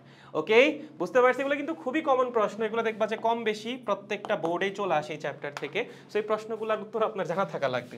আসেন আরো কিছু প্রশ্ন হইতে পারে। 5 নাম্বারটা দেখেন কি বলছে। কক্ষের ভিতরে এসি চালু করলে বিভাগীয় প্রধান স্যার আরাম বোধ করবেন, উদ্দীপকের আলোকে গাণিতিকভাবে বিশ্লেষণ করো। মানে এসি চালু করার পর টিচার আরাম বোধ করতেছে, কেন? কারণ আপেক্ষিক আর্দ্রতা কমে যাবে। ভাই আপেক্ষিক আর্দ্রতা কমে যাবে এটা কেমনে বুঝলেন? দেখেন আপনি কোয়েশ্চেনটা আরেকবার একটু পড়েন। আপনাকে বলছে এসি চালু করে রুমের তাপমাত্রা 23 ডিগ্রি সেলসিয়াস তাপমাত্রায় নামায় আনা হলো এবং সেই অবস্থায় আর্দ্র বাল্বের পাঠ হচ্ছে 14.76। তার মানে এই মুহূর্তে এসি চালু করার পর রুমের টেম্পারেচার কত? রুমের টেম্পারেচার হচ্ছে 23 ডিগ্রি সেলসিয়াস। তার মানে এটা আমার শুষ্ক বাল্বের তাপমাত্রা। তাহলে শুষ্ক বাল্বের তাপমাত্রা হচ্ছে 23 ডিগ্রি সেলসিয়াস। আর্দ্র বাল্বের তাপমাত্রা কত? আর্দ্র বাল্বের তাপমাত্রা হচ্ছে 14.76। কত? 14.76 ডিগ্রি সেলসিয়াস। এবং গ্লেইসার ধ্রুবক কত? শুনো, গ্লেইসার ধ্রুবক সবসময় নেওয়া লাগবে রুম টেম্পারেচারেরটা। তোমাকে মাঝে মধ্যে মাল্টিপল টেম্পারেচারে গ্লেইসার ধ্রুবক দিয়ে দিবে, যেমনটা এইখানে আছে। গ্লেইসার ধ্রুবক তোমাকে 30-এরটাও দিয়ে দিছে, 23-এরটাও দিয়ে দিছে। বাট তুমি এখন কোন তাপমাত্রায় শিশিরাঙ্ক বের করতেছো?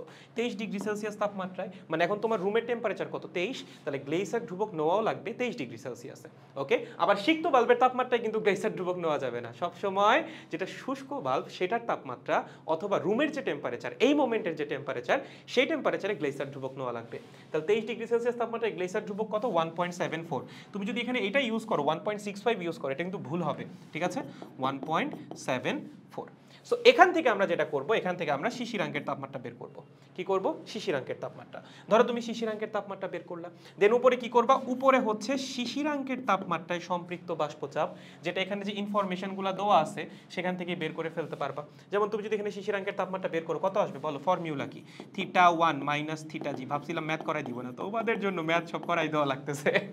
জি মাল্টিপ্লাইড বাই θ1 মাইনাস θ2। তাহলে আসো θ1 মাইনাস θ2 কত? 23 মাইনাস 14.76 মাল্টিপ্লাইড বাই হচ্ছে 1.74, এটা মাইনাস হবে 23 থেকে। তাহলে শিশিরাঙ্কের তাপমাত্রা আসছে 8.66 ডিগ্রি সেলসিয়াস। দেখো তোমাকে 8-এর সম্পৃক্ত বাষ্পচাপ দেওয়া আছে, 9-এর সম্পৃক্ত বাষ্পচাপ দেওয়া আছে। এই দুইটি ইনফরমেশন থেকে তুমি 8.66 ডিগ্রি সেলসিয়াস তাপমাত্রার সম্পৃক্ত বাষ্পচাপ বের করে ফেলবা ঐকিক নিয়মে। ওকে, তার মানে এটা হচ্ছে শিশিরাঙ্কের বাষ্পচাপ, এটা যাবে উপরে। নিচে কি বসবে? রুমের এই মোমেন্টের যে টেম্পারেচার, সেই টেম্পারেচারে সম্পৃক্ত বাষ্পচাপ। এখন টেম্পারেচার কত এসি চালু করার পর? 23 ডিগ্রি সেলসিয়াস। 23 ডিগ্রি সেলসিয়াসে সম্পৃক্ত বাষ্পচাপ কত? এই যে কোয়েশ্চেনে দেওয়া আছে 20.24 মাল্টিপ্লাইড বাই 100%। এইটাই হচ্ছে এই মোমেন্টে বা এসি চালু করার পরে রুমের আপেক্ষিক আর্দ্রতা। এবং তুমি দেখবা সেটা 75%-এর চেয়ে কম। আগে ধরো 75 ছিল, এখন দেখবা 60 হয়ে গেছে বা 55 হয়ে গেছে, এরকম কিছু হয়ে গেছে। তার মানে আপেক্ষিক আর্দ্রতা কি করছে? কমছে। আমরা জানি 60-এর উপরে বা 70-এর উপরে যদি আপেক্ষিক আর্দ্রতা চলে যায় তখন আমাদের অস্বস্তি বোধ হয়, আর যখন 40 থেকে 60 এই রেঞ্জের মধ্যে থাকে তখন হচ্ছে স্বস্তি বোধ হয়। তাহলে যেহেতু আপেক্ষিক আর্দ্রতা কমে এই রেঞ্জের মধ্যে চলে আসবে, এজন্য পদার্থবিজ্ঞানের যে প্রধান শিক্ষক বা ডিপার্টমেন্ট হেড সে হচ্ছে আরাম বোধ করবে। সিমিলার একটা প্রশ্ন এভাবেও আসতে পারে, কখন ভেজা কাপড় দ্রুত শুকাবে? বলতো কখন শুকাবে? যখন আপেক্ষিক আর্দ্রতা কম। আপেক্ষিক আর্দ্রতা যদি বেশি থাকে তখন কিন্তু ভেজা কাপড় দ্রুত শুকাবে না। তোমার যদি বলে এসি চালু করার আগে আর পরে কখন ভেজা কাপড় দ্রুত শুকাবে? চালু করার পরে, কারণ আপেক্ষিক আর্দ্রতা কমে গেছে। ঠিক আছে, গুড, পারবো? ওকে, নেক্সট কি বলছে? কক্ষের জানালা খুলে দিলে জলীয় বাষ্প কোন দিকে চলাচল করবে? এটা হচ্ছে এসি চালু করার পূর্বে। তাহলে আমরা যেটা করব, এসি চালু করার আগে রুমের ভিতরে জলীয় বাষ্পচাপ বের করব, আর এসি চালু করার আর হচ্ছে রুমের বাইরে জলীয় বাষ্পচাপ বের করব। এসি চালু করার পর এখানে আসলে কনসিডার করার দরকারই নেই, কারণ তোমাকে আগের কাহিনী বলছে। তাহলে এটা ধরো আমার রুম, এই পাশটা হচ্ছে রুম, সো এটা হচ্ছে রুম। ওকে, এটা হচ্ছে বাইরের পরিবেশ, বাইরে। রুমের টেম্পারেচার কত এসি চালু করার আগে? 30 ডিগ্রি সেলসিয়াস। 30 ডিগ্রি সেলসিয়াস তাপমাত্রায় রুমের ভিতর কতটুকু জলীয় বাষ্প আছে? এটা আমরা অলরেডি একবার বের করছি। দেখো তোমাকে আপেক্ষিক আর্দ্রতা দেওয়া আছে, 30 ডিগ্রি সেলসিয়াস তাপমাত্রায় সম্পৃক্ত বাষ্পচাপ দেওয়া আছে। এইটাকে এটাতে গুণ করলে তুমি কি পাবা? এই মোমেন্টে রুমের মধ্যে কতটুকু জলীয় বাষ্প আছে সেটা বের করতে পারবা। ওই যে যেটা আসছিল কত জানো? 22 কত আসছিল জানো? 22.44। তার মানে রুমের মধ্যে জলীয় বাষ্প আছে হচ্ছে 22.44। এটা হচ্ছে জলীয় বাষ্পের চাপ রুমের ভিতরে। বাইরে চাপ কত? বাইরের চাপ আমরা বের করছিলাম, কত আসছিল বাইরের চাপ? কই যেন গেল? এখানে কি বের করছিলাম বাইরের চাপ? বাইরের চাপ আসছিল হচ্ছে 24.8। কত? 24.8। কোথায় চাপ বেশি? বাইরে চাপ বেশি। তাহলে কোন দিকে ফ্লো করবে? সব সময় হাই প্রেসার থেকে লো প্রেসারের দিকে হচ্ছে বাতাস ফ্লো করে। তার মানে ফ্লো করবে কোন দিকে? ফ্লো করবে হচ্ছে হাই প্রেসার থেকে লো প্রেসারের দিকে। ওকে, যদি কখনো এরকম প্রশ্ন আসে যে দুইটা স্থানের কথা বলবে, সেই দুইটা স্থানে তোমার জলীয় বাষ্প চাপটা বের করা লাগবে। ফ্লোটা হবে কোন দিকে? সব সময় হাই প্রেসার থেকে লো প্রেসারের দিকে। যেমন এই কেসটাই হচ্ছে বাইরে থেকে রুমের দিকে বাতাসটা ফ্লো করবে। ক্লিয়ার? গুড। লাস্টের কোয়েশ্চেনটা দেখেন কি বলছে। উক্ত কক্ষের আবহাওয়াকে কোন স্থানের আবহাওয়ার সাথে তুলনা করা হলো যেখানে আপেক্ষিক আর্দ্রতা 43% হলেই বৃষ্টিপাত শুরু হয়, তবে এসি চালানোর পরের অবস্থায় উক্ত স্থানে বৃষ্টিপাত হওয়ার সম্ভাবনা আছে কি? তাহলে আমরা কি দেখব? আমরা দেখব এসি চালানোর পরে আপেক্ষিক আর্দ্রতা কত। মানে ধরো ওই যে আগে একটা প্রশ্ন ছিল না, এসি চালানোর পর আপেক্ষিক আর্দ্রতা কত, ওইটা যদি আসে তাহলে তো আর এটা আসবে না। বাট ওইটা না এসে প্রশ্নটা এভাবেও করতে পারে। সেক্ষেত্রে আপনি কি করবেন? এসি চালানোর পরের আপেক্ষিক আর্দ্রতাটা বের করবেন। সেটা যদি 43% হয় বা তার বেশি হয়, সেক্ষেত্রে হচ্ছে কি হবে? বৃষ্টি শুরু হয়ে যাবে। তার চেয়ে কম হইলে কিন্তু হবে না। কি বলেন ভাই, তার চেয়ে কম হইলে কেন হবে না? এটাও কিন্তু বোঝা লাগবে। আপেক্ষিক আর্দ্রতা যদি 43% হয় তাহলেই তো বৃষ্টি শুরু হচ্ছে। এর চেয়ে কম হলে কি বৃষ্টি হবে? না, এর চেয়ে কম হলে তো জলীয় বাষ্প আরো কম, বৃষ্টি কই থেকে হবে? এর চেয়ে বেশি হলে কি বৃষ্টি হবে? ইয়েস, কারণ তখন জলীয় বাষ্প আরো বেশি। তার মানে আমার চেক করা লাগবে এই কেসটাতে আপেক্ষিক আর্দ্রতা কি 43-এর সমান নাকি তার চেয়ে বেশি। যদি হয় তাহলে বৃষ্টি হবে, আর এর চেয়ে কম হইলে বৃষ্টি হবে না। Clear guys? পারবে এগুলো আসলে? গুড। নেক্সট আসো, আর একটা উদ্দীপক কি বলছে। কোন একটা পরীক্ষণে মিঠামইনের আবদ্ধ বায়ুর তাপমাত্রা পাওয়া গেছে 19 ডিগ্রি সেলসিয়াস, আপেক্ষিক আর্দ্রতা হচ্ছে 47%, শৈত্যপ্রবাহে ওই স্থানের তাপমাত্রা কমে 15 ডিগ্রি সেলসিয়াস হলো। 7, 8 এবং 19-এ সম্পৃক্ত বাষ্পচাপ তোমাকে দিয়ে দিছে। ওকে, দিয়ে বলছে শিশিরাঙ্ক নির্ণয় করো। শিশিরাঙ্ক কেমনে নির্ণয় করবা? খুবই সহজ। তোমাকে 19 ডিগ্রি সেলসিয়াস তাপমাত্রা দিয়ে দিছে ওই স্থানের তাপমাত্রা, তোমাকে আপেক্ষিক আর্দ্রতা দিয়ে দিছে। এখান থেকে তুমি শিশিরাঙ্কে বাষ্পচাপ বের করতে পারবা না। দেখো 19 ডিগ্রি সেলসিয়াস তাপমাত্রায় সম্পৃক্ত বাষ্পচাপ তো দেওয়াই আছে 16.5। তাহলে শিশিরাঙ্কে সম্পৃক্ত বাষ্পচাপ কত হবে? শিশিরাঙ্কে সম্পৃক্ত বাষ্পচাপ হবে হচ্ছে x is equals to 0.47 multiplied by 16.5। এটা হচ্ছে শিশিরাঙ্কে সম্পৃক্ত বাষ্পচাপ। বের করে দেখো কত আসে। 0.47 ইন্টু 16.5 কত আসছে? আসছে হচ্ছে 7.755 মিলিমিটার পারদ চাপ। এখন আমার দেখা লাগবে কোন তাপমাত্রায় সম্পৃক্ত বাষ্পচাপ এটা হয়। যেই তাপমাত্রায় সম্পৃক্ত বাষ্পচাপ এটা হবে সেটাই আমার শিশিরাঙ্কের তাপমাত্রা। আমার কোন কোন তাপমাত্রায় সম্পৃক্ত বাষ্পচাপ দেওয়া আছে দেখো তো কাছাকাছি কোনটা, এই যে 7.5 এবং 8.2, এই দুইটার মাঝামাঝি আছে হচ্ছে এইটা। 7.5 কোন তাপমাত্রায় সম্পৃক্ত বাষ্পচাপ? 7-এর। এটা হচ্ছে 8-এর, তার মানে শিশিরাঙ্ক আছে 7 থেকে 8-এর মাঝামাঝি। কেমনে করবা? ঐকিক নিয়ম দিয়ে করে ফেলবা, ঠিক আছে? সো এখানে আমরা জাস্ট ঐকিক নিয়ম অ্যাপ্লাই করবো। আই গেস এতটুকু তোমরা পারো, যেমনটা আমি একটু আগে দেখাইছিলাম ওভাবেই করা লাগবে। জাস্ট ঐকিক নিয়ম দিয়ে দেখা লাগবে এই সম্পৃক্ত বাষ্পচাপটা আমরা কোন টেম্পারেচারে পাচ্ছি সেটা 7 থেকে 8-এর মধ্যে হবে। কিভাবে করা যাইতে পারে দেখো, এভাবে করতে পারো। 7.5 থেকে 8.2 কতটুকু বৃদ্ধি পাইছে সম্পৃক্ত বাষ্পচাপ? 0.7। তার মানে 7.5 থেকে 0.7 পরিমাণ সম্পৃক্ত বাষ্পচাপ বৃদ্ধি পাবে যদি আমি টেম্পারেচার 7 থেকে 1 ডিগ্রি সেলসিয়াস বাড়াই, ঠিক আছে? টেম্পারেচার 1 ডিগ্রি সেলসিয়াস বাড়াইলে আমার সম্পৃক্ত বাষ্পচাপ এতটুকু বৃদ্ধি পাবে। আমার সম্পৃক্ত বাষ্পচাপ হওয়া লাগবে কত? 7.755। তার মানে এখান থেকে কতটুকু বৃদ্ধি পাওয়া লাগবে? এখান থেকে বৃদ্ধি পাওয়া লাগবে হচ্ছে 0.255 মিলিমিটার পারদ-চাপ। এতটুকু বৃদ্ধি করার জন্য তাপমাত্রা কতটুকু বৃদ্ধি করা লাগবে? 0.255 ডিভাইডেড বাই 0.7, এতটুকু। তার মানে আমার শিশিরাঙ্ক কত হবে? তাপমাত্রা তো এতটুকু বৃদ্ধি করব, কই থেকে বৃদ্ধি করব? 7 থেকে বৃদ্ধি করব। তার মানে শিশিরাঙ্ক হবে 7 প্লাস 0.255 ডিভাইডেড বাই 0.7। এইটা হচ্ছে নতুন শিশিরাঙ্ক বা শিশিরাঙ্ক। ক্লিয়ার? সহজ। তারপরেটা কি বলছে? বলছে তাপমাত্রা 5 ডিগ্রি সেলসিয়াসে নেমে আসলে ঘনীভূত জলীয় বাষ্পের পরিমাণ নির্ণয় করো। কতটুকু জলীয় বাষ্প ঘনীভূত হবে সেটা আপনার বের করা লাগবে যদি টেম্পারেচার 5 ডিগ্রি সেলসিয়াসে নেমে আসে। আচ্ছা, এটা মনে হয় 15 ডিগ্রি সেলসিয়াসের কথাই বলছে। না না, 5-এর কথাই হবে, ঠিক আছে? 5। কারণ হচ্ছে দেখো, তুমি যখন শিশিরাঙ্কে গিয়ে পৌঁছাবা তোমার কাছে যতটুকু জলীয় বাষ্প আছে ততটুকু দিয়েই তো রুমটা সম্পৃক্ত হয়ে যাবে, তাই না? যখন তুমি তার চেয়ে নিচে যাবা তখন হচ্ছে ঘনীভবনটা হওয়া শুরু হবে। শিশিরাঙ্কে যাওয়ার আগ পর্যন্ত কিন্তু ঘনীভবন হবে না। ঘনীভবনটা কখন হবে বলো তো? যখন তুমি শিশিরাঙ্কেরও নিচে চলে যাবা। তো আমাদের এখানে শিশিরাঙ্ক আসছে 7.something। সো এই পর্যন্ত তো আসলে জলীয় বাষ্প ঘনীভূত হওয়ার কোনো সুযোগ নাই। জলীয় বাষ্প ঘনীভূত হবে যখন আমরা এইটার নিচে নামবো, ওকে? মানে যে 5 ডিগ্রি সেলসিয়াসে নামছো। এখন ম্যাথটা কেমনে করবা? একদম আগের মতো। তোমার জাস্ট জানা লাগবে 5 ডিগ্রি সেলসিয়াসে সম্পৃক্ত জলীয় বাষ্পচাপটা কত। এখন আগের ম্যাথে যেমন 23 ডিগ্রি সেলসিয়াসে সম্পৃক্ত জলীয় বাষ্পচাপ দেওয়া ছিল, যদি ওরকম দেওয়া থাকে তাহলে তো খুবই ভালো। যদি দেওয়া না থাকে তাহলে আমাদের বের করে নেওয়া লাগবে। সো এই ম্যাথে তোমার যেটা করা লাগবে, প্রথমে 5 ডিগ্রি সেলসিয়াস তাপমাত্রায় সম্পৃক্ত জলীয় বাষ্পচাপটা বের করে নেওয়া লাগবে। কেমনে বের করবা? এই যে 7 আর 8-এর জলীয় বাষ্পচাপ দেওয়া আছে, তাহলে তুমি এভাবে করতে পারো যে আমরা যদি 8 থেকে টেম্পারেচার 1 কমাই, 1 ডিগ্রি সেলসিয়াস যদি কমানো হয় সেক্ষেত্রে আমার জলীয় বাষ্পচাপ 8.2 থেকে 0.7 কমে যায়। কতটুকু কমে? 0.7 কমে যায়। আমার লাগবে কি? আমার লাগবে হচ্ছে 5 ডিগ্রি সেলসিয়াস তাপমাত্রায় সম্পৃক্ত বাষ্পচাপ। 5-এ যাওয়ার জন্য আমার 8 থেকে কতটুকু নিচে নামা লাগবে? 3 ডিগ্রি সেলসিয়াস নিচে নামা লাগবে। তাহলে 3 ডিগ্রি সেলসিয়াস যদি আমরা নিচে নামি, জলীয় বাষ্পচাপ কতটুকু কমবে?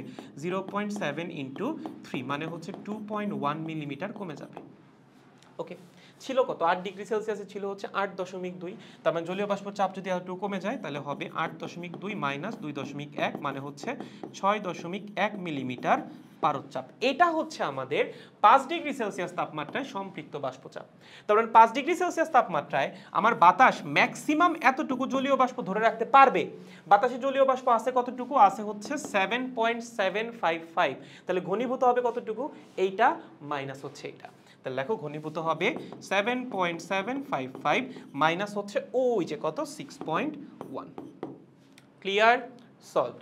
নেক্সট কোয়েশ্চেন, তাপমাত্রা পরিবর্তনের কারণে ওই স্থানে আবদ্ধ বায়ুর শিশিরাঙ্কে কোনো পরিবর্তন হবে কিনা? না, না। উপস্থিত জলীয় বাষ্পের পরিমাণ যদি চেঞ্জ না হয় তাহলে তাপমাত্রা পরিবর্তনে কখনোই শিশিরাঙ্কে কোনো পরিবর্তন হয় না। মাথায় রাখো কি বললাম, যদি এই টাইপের কোয়েশ্চেন আছে শুধুমাত্র তাপমাত্রা পরিবর্তনের কথা বলে, উপস্থিত জলীয় বাষ্পের পরিমাণের কথা বা পরিবর্তনের কথা না বলে, সেক্ষেত্রে শুধুমাত্র তাপমাত্রা পরিবর্তনে শিশিরাঙ্ক চেঞ্জ হয় না। ওকে, শুধুমাত্র টেম্পারেচার চেঞ্জ করলে ওকে শিশিরাঙ্ক চেঞ্জ হবে না যদি যদি যদি যদি যদি যদি উপস্থিত বাষ্পের পরিমাণ সেম থাকে বা কনস্ট্যান্ট থাকে। উপস্থিত বাষ্পের পরিমাণ কি থাকে? কনস্ট্যান্ট থাকে। দেখো, পরিমাণ কনস্ট্যান্ট থাকে তাহলে চেঞ্জ হবে না। ওকে, চেঞ্জ হবে কখন? যদি উপস্থিত জলীয় বাষ্পের পরিমাণ চেঞ্জ হয়ে যায় তখন হচ্ছে চেঞ্জ হবে। ওকে, বাট শুধুমাত্র টেম্পারেচার চেঞ্জ করছো বাট উপস্থিত জলীয় বাষ্পের পরিমাণ চেঞ্জ হয় নাই, সেক্ষেত্রে শিশিরাঙ্ক চেঞ্জ হবে না। ওকে, তাহলে আসেন আমরা এরকম কিছু কোয়েশ্চেন দেখবো যেখানে শিশিরাঙ্ক চেঞ্জ হয়ে যায়, যেমন এই যে এইটা তোমাকে বলছে আপেক্ষিক আর্দ্রতা, এখানে একটা উদ্দীপক দেওয়া আছে, উদ্দীপকটা একটু পড়ে নাও। কোন স্থানের বায়ুর তাপমাত্রা 20 ডিগ্রি সেলসিয়াস, শিশিরাঙ্ক হচ্ছে 7.4 ডিগ্রি সেলসিয়াস। বায়ুর তাপমাত্রা কমে 16 ডিগ্রি সেলসিয়াস হইল, 7, 8 এবং 20 এই তিনটায় সম্পৃক্ত জলীয় বাষ্পচাপ তোমাকে দিয়ে দিছে। দিয়ে বলছে আপেক্ষিক আর্দ্রতা অপরিবর্তিত রেখে বায়ুর তাপমাত্রা কমার ফলে শিশিরাঙ্কের পরিবর্তন হবে কি? ইয়েস, এইবার শিশিরাঙ্ক পরিবর্তন হবে। কেন? কারণ যখন তুমি আপেক্ষিক আর্দ্রতা অপরিবর্তিত রেখে জলীয় বাষ্প বলতেছি তাপমাত্রা কমাবা, তখন তো রুমে উপস্থিত জলীয় বাষ্পের পরিমাণও কমে যাবে, এবং রুমে উপস্থিত জলীয় বাষ্পের পরিমাণ যদি কমে যায় শিশিরাঙ্কের মানও কমে যাবে। ওকে, তাহলে এই ম্যাথটা কিভাবে সলভ করা যাইতে পারে? আমরা প্রথমে দেখব হচ্ছে শুরুতে, একদম শুরুতে আমাদের 20 ডিগ্রি সেলসিয়াস তাপমাত্রায় সম্পৃক্ত বাষ্পচাপ কত দোয়াই আছে, সেটা কত? 17.54 মিলিমিটার পারদ-চাপ। এবং শিশিরাঙ্কে যে সম্পৃক্ত বাষ্পচাপ সেটা চাইলে আমরা বের করে ফেলতে পারি। ওকে, তুমি চাইলে বের করে ফেলতে পারো। সো শুরুতে হচ্ছে এতখানি জলীয় বাষ্প আমাদের রুমে ছিল, পরবর্তীতে টেম্পারেচার কমে কত হয়েছে? 16 ডিগ্রি সেলসিয়াস হয়েছে। আচ্ছা, 16 ডিগ্রি সেলসিয়াস তাপমাত্রায় সম্পৃক্ত বাষ্পচাপ কত হবে? কেমনে বের করা যেতে পারে? এই যে 8 আর 20 অথবা 7 আর 8 এই দুইটার ইনফরমেশন ব্যবহার করে বের করতে পারো। 7 আর 8 এর সম্পৃক্ত বাষ্পচাপ তোমার জানা আছে, তার মানে 7 থেকে টেম্পারেচার 1 ডিগ্রি সেলসিয়াস বাড়াইলে আমার বাষ্পচাপ এখান থেকে এতটুকু বাড়বে। তাহলে 7 থেকে 16তে যাওয়ার জন্য আমার টেম্পারেচার কতটুকু বাড়ানো লাগবে? 9 ডিগ্রি সেলসিয়াস বাড়ানো লাগবে। তাহলে 9 ডিগ্রি সেলসিয়াস বাড়াইলে জলীয় বাষ্পের চাপ কতটুকু বাড়বে সেটা ঐকিক নিয়ম দিয়ে বের করবা, সেটাকে 7.53 এর সাথে যোগ করে দিবা, তাহলেই হচ্ছে তুমি 16 ডিগ্রি সেলসিয়াস তাপমাত্রায় সম্পৃক্ত বাষ্পচাপ পেয়ে যাবা।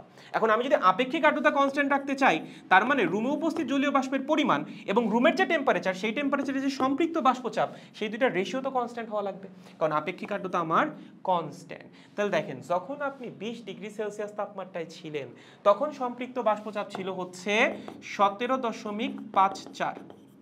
ওকে, যখন আপনি 16 ডিগ্রি সেলসিয়াস তাপমাত্রায় যাবেন তখন কি আপনার সম্পৃক্ত বাষ্পচাপ কমে আসবে না? অবশ্যই এটা লেস দেন 17.54 হবে।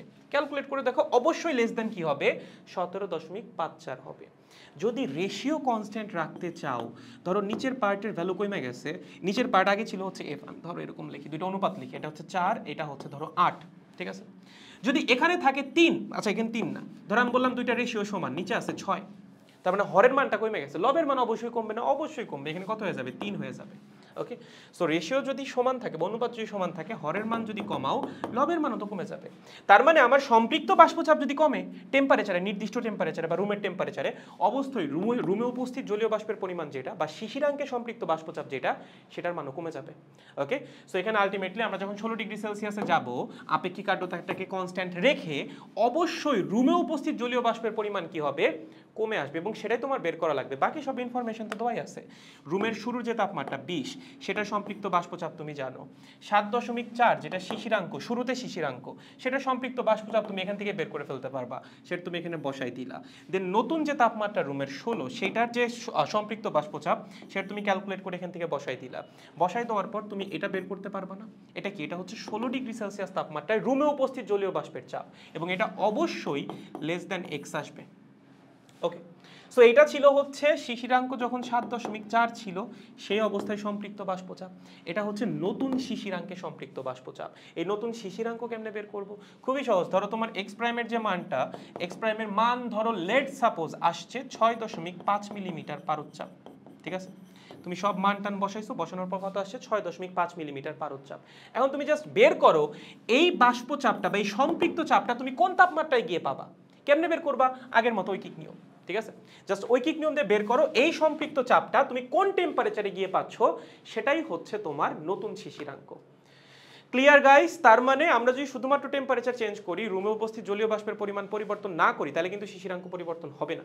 বাট আপেক্ষিক আর্দ্রতাকে কনস্ট্যান্ট রেখে তুমি যদি তাপমাত্রা কমাও বা টেম্পারেচার চেঞ্জ করো, সেক্ষেত্রে বাই ডিফল্ট রুমে উপস্থিত জলীয় বাষ্পের পরিমাণটা চেঞ্জ হয়ে যাবে, কারণ আপেক্ষিক আর্দ্রতা কনস্ট্যান্ট রাখার জন্যই তোমার রুমে উপস্থিত জলীয় বাষ্পের পরিমাণ চেঞ্জ করা লাগবে। নিচের ভ্যালুটা চেঞ্জ হয়ে যাচ্ছে না, উপরের ভ্যালু তো চেঞ্জ করা লাগবেই। তাহলে রুমে উপস্থিত জলীয় বাষ্পের পরিমাণ যদি চেঞ্জ হয়ে যায়, তখন শিশিরাঙ্ক চেঞ্জ হয়ে যাবে। কীভাবে বের করবো এখানে পুরো প্রসেসটা বলা আছে, আই গেস পারবেন। যদি পরীক্ষায় চলে আসে, আসছিল মনে হয় একবার, সলভ করতে পারা উচিত। ওকে, আসো নেক্সট। কি বলছে? এটা হচ্ছে লাস্ট কোয়েশ্চেন, এরপর আর কিছু নাই, এটাই লাস্ট ভ্যারিয়েশন, ঠিক আছে? তাহলে আমাদের আইডিয়াল গ্যাস কমপ্লিট। কি বলেছে? একদিন কোন স্থানে একটা হাইগ্রোমিটারের শুষ্ক এবং আর্দ্র বাল্বের তাপমাত্রা যথাক্রমে 25 ডিগ্রি সেলসিয়াস এবং 19 ডিগ্রি সেলসিয়াস। ওকে, শিশিরাঙ্ক হচ্ছে 14.77 ডিগ্রি সেলসিয়াস। 15, 16 এবং 25-এ তোমাকে সম্পৃক্ত বাষ্পচাপ দিয়ে দিছে, দিয়ে বলছে গ্লেইসার উৎপাদক নির্ণয় করো। কি করবা? ফর্মুলা সব দেওয়া আছে, θ1 দেওয়া আছে, θ2 দেওয়া আছে, θg দেওয়া আছে, সেখান থেকে শুধুমাত্র জি এর মান মানে গ্লেইসার ধ্রুবকের মানটা তোমার বের করা লাগবে। আই গেস পারবা। সেকেন্ড যেটা, এই দিনের আপেক্ষিক আর্দ্রতা 20% কমে গেলে শিশিরাঙ্কের কিরূপ পরিবর্তন হবে? তার মানে ম্যাথটা কিন্তু হুবহু আগের মতোই, ঠিক আছে? আমরা আপেক্ষিক আর্দ্রতা কি করছি? 20% কমাই দিছি। 20% আপেক্ষিক আর্দ্রতা যদি কমাই, তুমি চিন্তা করো টেম্পারেচার চেঞ্জ করছো, টেম্পারেচার কিন্তু চেঞ্জ করো নাই, জাস্ট আপেক্ষিক আর্দ্রতা চেঞ্জ করছো। এবার টেম্পারেচার কনস্ট্যান্ট আছে, চেঞ্জ করছি আমরা আপেক্ষিক আর্দ্রতা। তাহলে ধরো আগে আপেক্ষিক আর্দ্রতা ছিল হচ্ছে 80%, লেটস সাপোজ 80% ছিল। আমার রুমের টেম্পারেচার কত? শুষ্ক বাল্বের টেম্পারেচার যেটা, সেটাই আমার রুমের টেম্পারেচার 25 ডিগ্রি সেলসিয়াস। 25 ডিগ্রি সেলসিয়াসে সম্পৃক্ত বাষ্পচাপ কত? 25.21। তার মানে 80% বা 0.8 ইজ ইকুয়ালস টু রুমে উপস্থিত জলীয় বাষ্প ডিভাইডেড বাই রুমের যে টেম্পারেচার 25 ডিগ্রি সেলসিয়াস, সেইটায় সম্পৃক্ত বাষ্পচাপ মানে হচ্ছে 25.21। ওকে, ঠিক আছে? তাহলে এখান থেকে হচ্ছে আমরা 0.8 মাল্টিপ্লাইড বাই 25.21 কত আসতেছে? আসতেছে হচ্ছে 20.168। ধরলাম এইটা হচ্ছে শুরুতে রুমে উপস্থিত জলীয় বাষ্পের পরিমাণ। আমি কি করছি? আমি হচ্ছে আপেক্ষিক আর্দ্রতা 20% কমাইছি, তার মানে এখন আপেক্ষিক আর্দ্রতা কত? 60%। যদি শুরুতে 80% হয় সেক্ষেত্রে 60%, শুরুতে যদি অন্য কিছু হয় তাহলে এখানে 20% মাইনাস করে দিবা, জাস্ট যেটা আসবে সেটাই। ওকে, তাহলে এবার দেখেন আমার এখানে আছে 0.6, সম্পৃক্ত বাষ্পচাপ চেঞ্জ হবে? চেঞ্জ হবে না, আপনি তো রুমের টেম্পারেচার চেঞ্জ করেন নাই। রুমের টেম্পারেচার চেঞ্জ না করলে ওই টেম্পারেচারে সম্পৃক্ত বাষ্পচাপ তো সেমই, সেটা কত? 25.21। এখান থেকে হচ্ছে রুমে উপস্থিত জলীয় বাষ্পের পরিমাণটা বের করা লাগবে যখন তুমি আপেক্ষিক আর্দ্রতা 20% কমাই দিছো। সো এখান থেকে তুমি এক্স প্রাইমের মানটা বের করবে এবং সেটা দেখবা অবশ্যই কম আসতেছে। এবার তোমার কাজ কি? এবার তোমার কাজ হচ্ছে এই চাপ বা এই যে চাপটা, এটা কোন তাপমাত্রার সম্পৃক্ত চাপ সেটা হচ্ছে তোমার বের করা লাগবে, এবং সেটাই আমাদের নতুন শিশিরাঙ্ক। এটা যেই টেম্পারেচারের সম্পৃক্ত চাপ বা সম্পৃক্ত বাষ্পচাপ, সেটাই হচ্ছে কি আমাদের নতুন শিশিরাঙ্ক। ঠিক আছে, এটা কেমনে বের করব? ঐকিক নিয়ম। Clear guys? একদম সহজ। আই গেস কনসেপ্ট মোটামুটি ক্লিয়ার। এর বাইরে আসলে আমার মনে হয় না অন্য কোনো প্রশ্ন আসতে পারে। তাহলে শিশিরাঙ্কের পরিবর্তন থেকে 3 টাইপের কোয়েশ্চেন আসতে পারে। একটা হচ্ছে শুধুমাত্র টেম্পারেচারের পরিবর্তন, যেখানে তুমি আপেক্ষিক আর্দ্রতাকে জাস্ট তুমি তোমার মতো রাইগা দিছো, মানে এটাকে কনস্ট্যান্ট রাখো না, এই ব্যাপারে কোনো কিছু বলা থাকবে না, তোমাকে জাস্ট বলবে যে টেম্পারেচারটা আমরা কমাইছি, তার জন্য শিশিরাঙ্ক পরিবর্তন হবে কিনা। তুমি সবসময় খেয়াল রাখবা যে রুমে উপস্থিত জলীয় বাষ্পের পরিমাণ চেঞ্জ হচ্ছে কিনা। তুমি যেই কাজই করো না কেন, তাতে যদি রুমে উপস্থিত জলীয় বাষ্পের পরিমাণ চেঞ্জ হয় তাহলে শিশিরাঙ্ক চেঞ্জ হবে, বাট যদি রুমে উপস্থিত জলীয় বাষ্পের পরিমাণ চেঞ্জ না হয় তাহলে কিন্তু শিশিরাঙ্ক চেঞ্জ হবে না। সো শুরুতে আমরা শুধুমাত্র টেম্পারেচার কমাইছি, তাতে কিন্তু রুমে উপস্থিত জলীয় বাষ্পের পরিমাণ চেঞ্জ হয় নাই, তার জন্য শিশিরাঙ্ক চেঞ্জ হয় নাই। পরবর্তীতে আমরা আপেক্ষিক আর্দ্রতাকে কনস্ট্যান্ট রেখে টেম্পারেচার কমাইছি, সেক্ষেত্রে রুমে উপস্থিত জলীয় বাষ্পের পরিমাণ চেঞ্জ হয়েছে, শিশিরাঙ্ক চেঞ্জ হয়েছে। লাস্টের কেসে আমরা টেম্পারেচার চেঞ্জ করি নাই, বাট আপেক্ষিক আর্দ্রতা চেঞ্জ করছি, তার জন্য রুমে উপস্থিত জলীয় বাষ্পের পরিমাণ চেঞ্জ হয়েছে, শিশিরাঙ্ক চেঞ্জ হয়েছে। তো তোমার কাজ হচ্ছে প্রত্যেকটা বার নতুন করে বা নতুন অবস্থায় বা পরিবর্তিত অবস্থায় রুমে উপস্থিত জলীয় বাষ্পের পরিমাণটা বের করা। পরিবর্তিত অবস্থায় রুমে উপস্থিত জলীয় বাষ্পের পরিমাণ যেটা, সেটা যেই তাপমাত্রার সম্পৃক্ত বাষ্পচাপ, সেটাই হচ্ছে তোমার নতুন শিশিরাঙ্ক। ঠিক আছে? সো এই হচ্ছে আইডিয়াল গ্যাস, আশা করি বুঝতে পারছেন। ওকে, সো যারা এখনো সাজেশন শিট ডাউনলোড করেন নাই, ডাউনলোড করে প্র্যাকটিস করা শুরু করেন। এটা আমাদের সাজেশন সিরিজের প্রথম ভিডিও। এরকম প্রত্যেকটা চ্যাপ্টারের ভিডিও আমরা অনেক দ্রুতই দেওয়ার চেষ্টা করব আপনাদেরকে, যেন আপনাদের ফিজিক্সের প্রিপারেশনটা একদম রক সলিড হয়ে যায়।